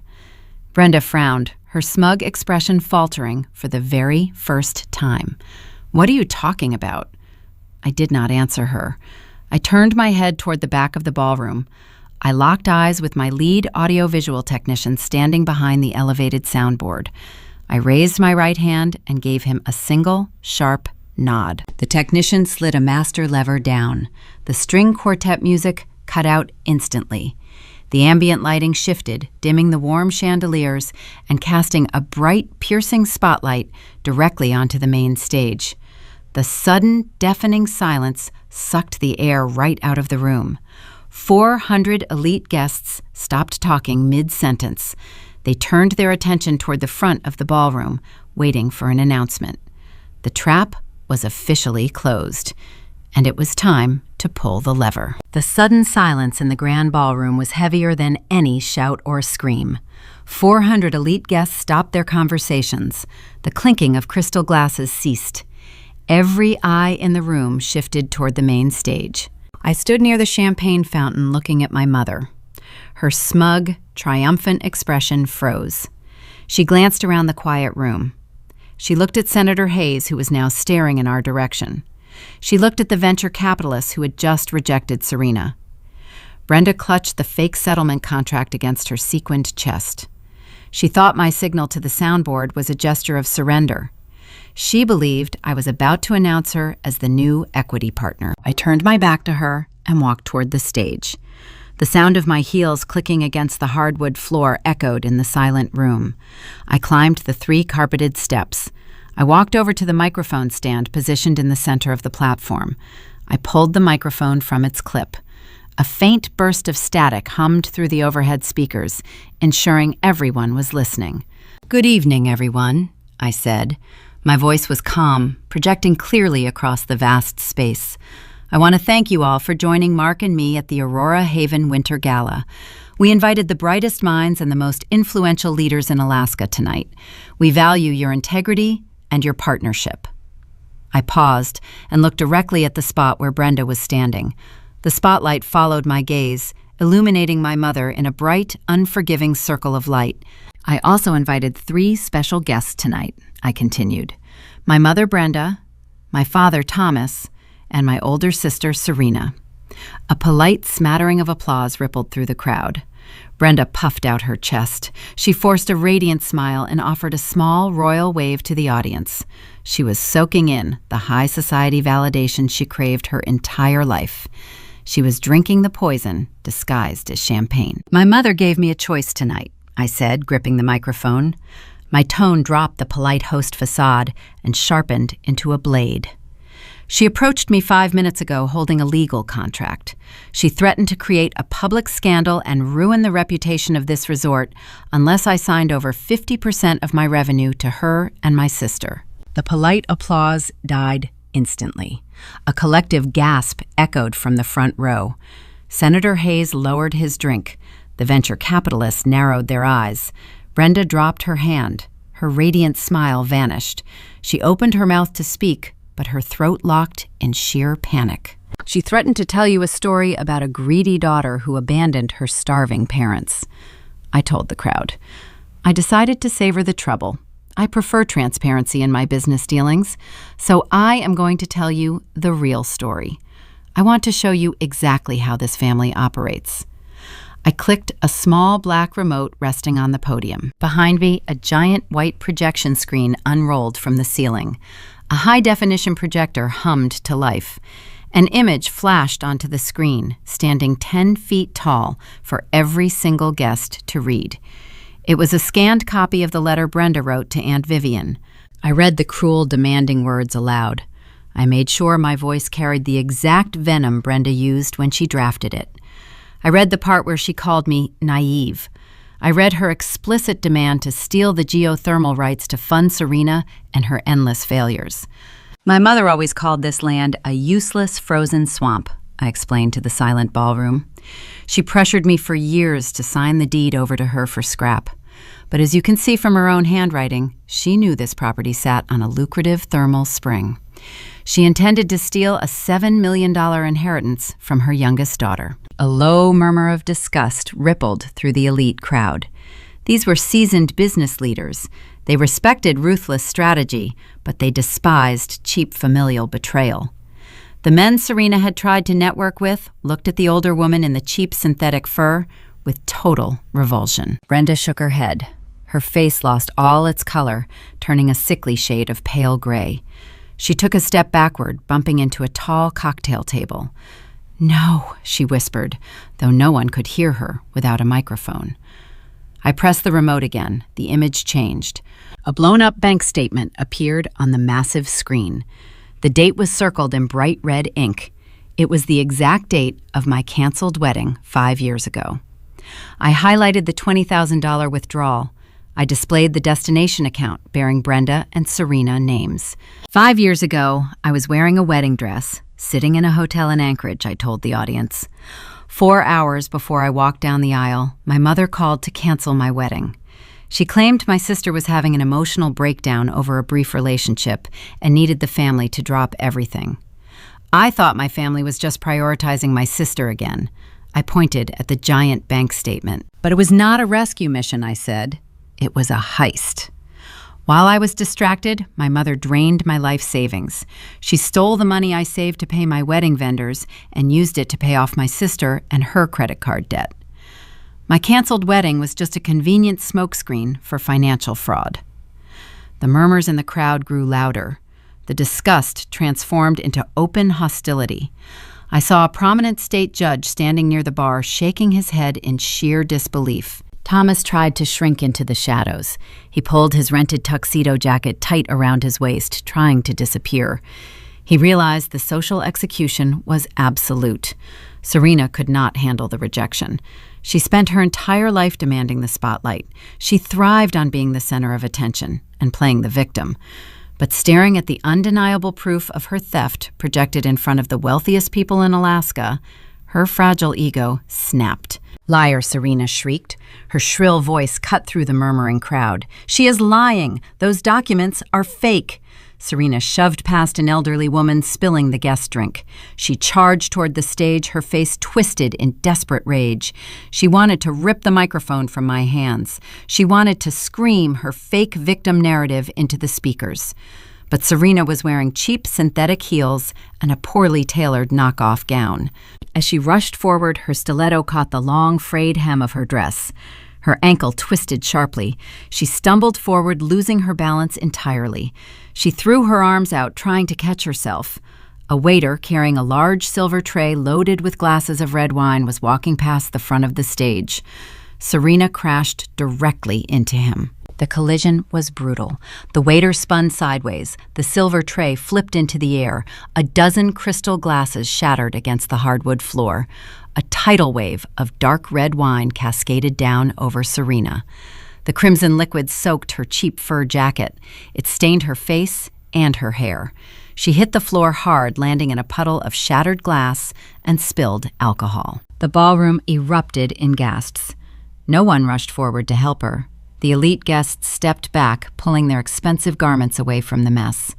Serena lay on the floor, dripping in red wine, looking like a slaughtered animal. She burst into loud, ugly tears, thrashing her hands against the wet wood. Thomas took half a step toward her, but stopped. He was too embarrassed to claim his own daughter in front of the horrified crowd. He left her weeping in the wreckage. I looked down at her from the stage. I felt no pity. I felt the satisfying weight of delayed justice. I pressed the remote one final time. The screen shifted. The bank records vanished, replaced by a formal legal document bearing the seal of a federal court. It was the countersuit Harrison filed that very morning. My mother sent a fraudulent lawsuit to my office demanding I hand over the deed to this resort, I announced, my voice echoing over Serena sobbing. She leaked lies to a tabloid. She tried to extort me using fear and public shame. But she made a fatal error. She used the United States Postal Service to mail her fraudulent demands. I looked directly at Brenda. She was clutching her chest, struggling to breathe. The high society validation she craved had turned into a public firing squad. She was socially dead. No bank would ever loan her money. No country club would ever accept her application. Her name was now synonymous with theft. "These 3 people are not my family," I declared, looking out at the stunned ballroom. "They are not co-owners. They are trespassers, currently under active investigation for extortion, wire fraud, and federal mail fraud." The trap was sprung. The public humiliation was complete. But the night was far from over. I turned my gaze toward the heavy mahogany double doors at the back of the room. The social execution was finished. The legal execution was about to begin. I kept my eyes locked on the heavy mahogany double doors at the rear of the ballroom. The elite guests followed my gaze. A tense anticipation settled over the crowd. The silence was thick enough to cut with a knife. The brass handles turned. The doors swung outward. 4 uniformed state troopers walked into the room. Their heavy boots thudded against the hardwood floor. They were flanked by 2 men wearing crisp, dark suits. Federal agents. The gold badges clipped to their belts caught the chandelier light. The venture capitalists and politicians immediately stepped aside. They parted like a synchronized wave, creating a clear, unobstructed path down the center of the room. They knew exactly what was happening. Wealthy investors respect the law when it protects their assets. They watched the authorities march forward with grim approval. Brenda spun around. Her sequined dress caught the light, but all the arrogant sparkle was gone. Her eyes darted from the uniforms to the federal agents. For a brief second, she tried to maintain her elite facade. She straightened her spine and lifted her chin, attempting to project the authority of a wealthy matriarch. "Excuse me," Brenda snapped, her voice wavering. "This is a private, corporate event. You are interrupting a very important gala. I am the mother of the owner." The lead federal agent did not slow his pace. He did not care about her sequins or her fake confidence. He stopped 2 feet in front of her. He reached inside his suit jacket and pulled out a thick stack of folded documents. "Are you Brenda?" he asked. His voice was flat, devoid of any emotion. "Yes," she stammered, "but you have no right to do this here." The agent handed her the papers. "You are being served with a federal indictment for extortion, wire fraud, and mail fraud," he stated loudly enough for the front row of investors to hear. Brenda stared at the paperwork. Her hands shook so hard the pages rattled against each other. "Mail fraud," she whispered. "I just mailed a civil lawsuit." The agent nodded. "You used the United States Postal Service to transmit fraudulent legal claims and extortion threats across state lines. That elevates your local scam to a federal jurisdiction. You are mandated to appear in federal court on Tuesday morning for your arraignment. If you attempt to flee, a warrant will be issued for your immediate arrest." Brenda's knees buckled slightly. The realization crushed the oxygen from her lungs. She thought she was being clever hiring a cheap local lawyer. She never realized that sending those fake demands through the standard mail system triggered a federal crime. She built her own cage and mailed the lock. Another agent walked over to the puddle of red wine. Serena was still sitting on the floor, shivering in her ruined synthetic fur. The shattered crystal glass lay scattered around her stained dress. The second agent handed a matching set of documents down to her. Serena grabbed the papers, leaving wet red fingerprints on the crisp white edges.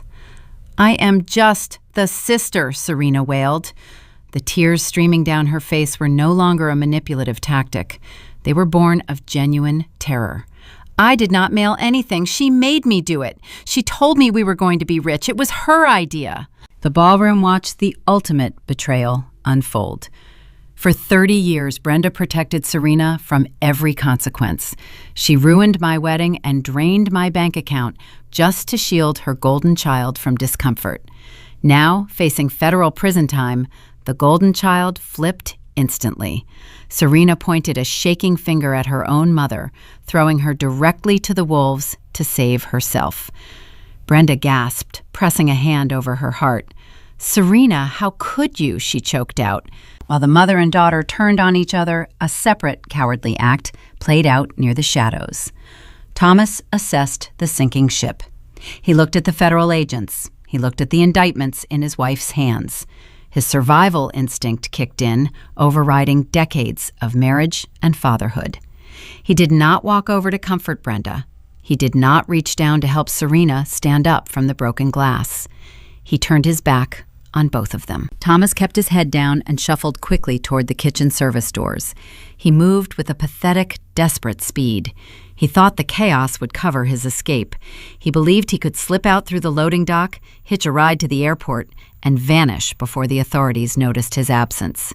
He almost made it to the swinging wooden doors. Marcus stepped out from behind a tall floral arrangement blocking the exit.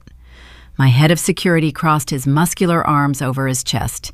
He glared down at Thomas. "Going somewhere?" Marcus asked.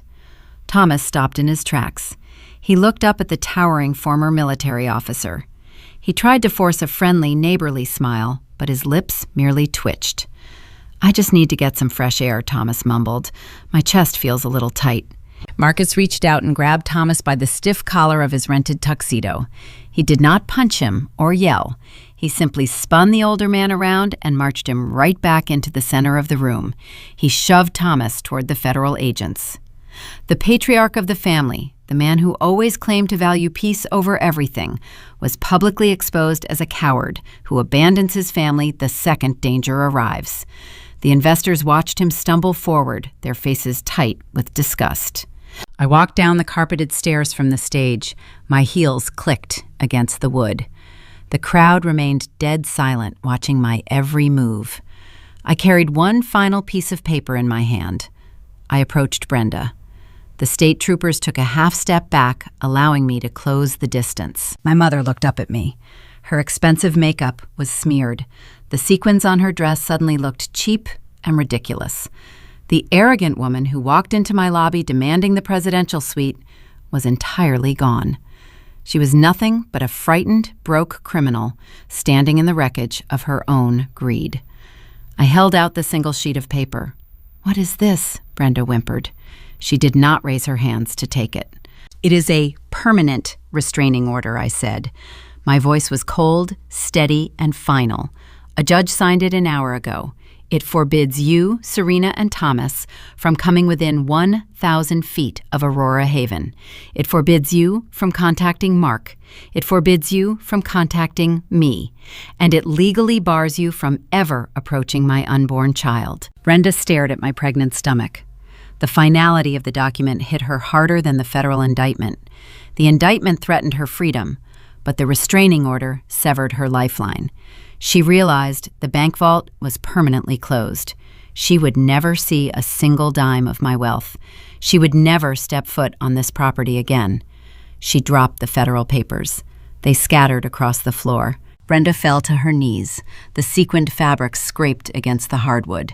She reached out and grabbed the hem of my midnight blue maternity gown. "Davina, please," she sobbed. Her voice cracked, echoing off the vaulted ceilings. The high society crowd she desperately wanted to impress watched her beg in the dirt. "Please do not do this. We have no money. We are going to lose the apartment. I will go to jail.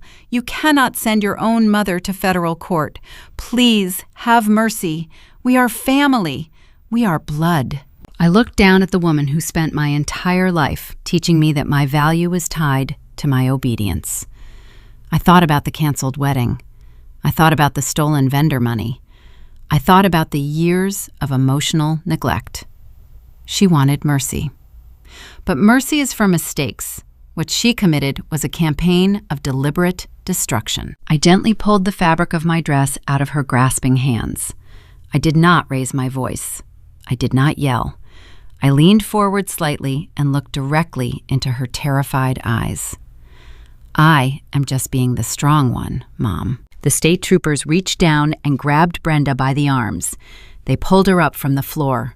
Her sequined gown dragged against the polished wood. She did not fight them. The fight was drained out of her the exact moment I handed her the permanent restraining order. The federal agents escorted Brenda and Serena toward the mahogany exit doors. Serena limped on her bare feet, leaving her cheap, broken heels behind in the puddle of spilled wine.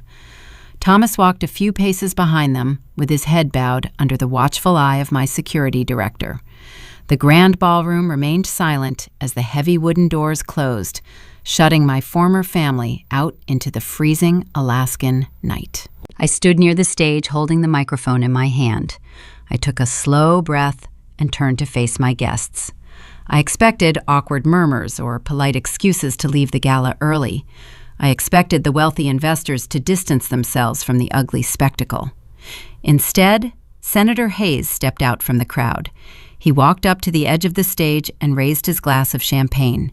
He looked at me with clear, profound respect. A moment later, the lead venture capitalist raised his glass as well. Soon, the entire room of 400 elite business leaders was raising their glasses in a silent toast to my resilience. They did not see a messy family drama. They saw a chief executive officer who neutralized a hostile threat without blinking. The aftermath of the Winter Gala was swift. It was harsh, and it carried the heavy weight of inevitable justice. My mother and my sister spent the rest of their weekend sitting inside a cold holding cell. When Tuesday morning arrived, they were escorted into a federal courtroom wearing standard-issue orange jumpsuits. They could not afford to hire high-priced defense attorneys. Their credit cards were declined. Their bank accounts held nothing but negative balances. They were forced to rely on overworked public defenders who looked at the mountain of documentary evidence and advised them to surrender. The prosecutor held the forged land deed. He held the letters Brenda wrote to Aunt Vivian. He presented the financial records proving the stolen vendor money. Faced with undeniable proof, Brenda and Serena turned on each other like starving wolves. Serena told the judge her mother orchestrated the entire scheme. Brenda wept and blamed her daughter, claiming Serena manipulated her into a corner with her endless debts. The judge listened to their bitter arguments and handed down a harsh reality check. He offered them a plea deal to avoid a lengthy prison sentence, but the terms were merciless. They plead guilty to federal fraud charges. The judge sentenced them to 5 years of strict probation. He slapped them with staggering financial fines and mandated hundreds of hours of community service. Without my bank account to absorb the impact their luxurious lifestyle evaporated overnight, their landlord in Anchorage issued an eviction notice the very next morning. They packed their meager belongings into trash bags and moved into a decaying one-bedroom apartment on the industrial edge of the city. The heating barely worked. The walls were thin and water-stained. They were forced to share a single cramped living space, staring at each other every single day. To pay their court-mandated restitution, Brenda and Serena had to secure immediate employment. Serena, the woman who once bragged about being a chief creative director and refused to work retail, was forced to accept a minimum wage job at a local discount clothing store. She spends 8 hours a day standing on her feet, folding cheap shirts and organizing clearance racks. Her manager is a 22-year-old college student who constantly reprimands her for taking too many breaks. Serena has to swallow her pride and apologize, fearing she will lose the income that keeps her out of jail. Sometimes the wealthy women she used to envy walk into the store. Serena has to lower her head and ring up their purchases while they whisper about her ruined reputation. Brenda faced an even harsher public reality. Her court-ordered community service placed her on a roadside cleanup crew. The woman who prized her social standing above her own children now spends her weekends wearing a bright neon safety vest. She walks along the icy Alaskan highways using a metal grabber to pick up discarded trash and fast food wrappers. She cannot afford a car, so she waits at a freezing bus stop every morning at 5 o'clock. Her former country club friends drive past her in their heated luxury vehicles. They roll up their windows and look the other way, pretending they do not know the disgraced woman cleaning the gutters. Her ego was systematically dismantled, piece by piece. Thomas did not stay to weather the storm. The moment the judge issued the probation terms, my father filed for divorce. He packed his remaining clothes and abandoned Brenda just like he abandoned me on my wedding day. He rented a small aluminum trailer in a dusty park 50 miles outside the city limits. He spends his days sitting on a rusted lawn chair, staring at the dirt road. He has no friends. He has no savings. He isolated himself in a desperate attempt to find peace, but he only found profound loneliness. The family unit that depended on my sacrifice crumbled into dust the exact moment I stopped paying their bills. While they drowned in the consequences of their own choices, Aurora Haven flourished. The investors who attended the gala were so impressed by my ironclad boundaries, they doubled their financial commitments. We expanded the resort, adding 10 new private thermal cabins and a world-class dining pavilion. The tabloid article Brenda paid to publish backfired spectacularly. A reputable national news outlet picked up the real story, detailing how a young woman defended her eco-resort from a hostile takeover. The positive press drove our reservations through the roof.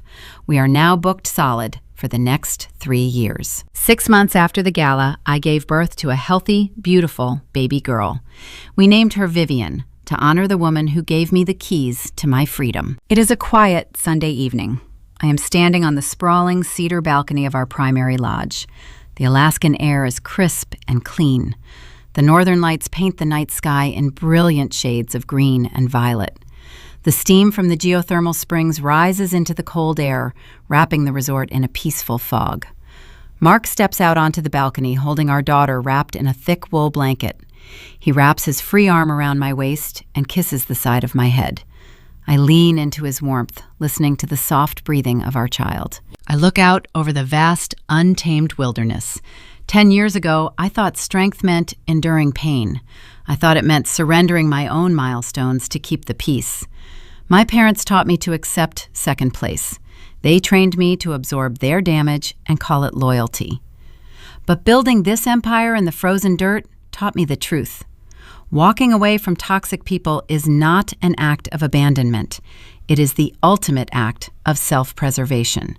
Real strength is refusing to finance someone else's irresponsibility.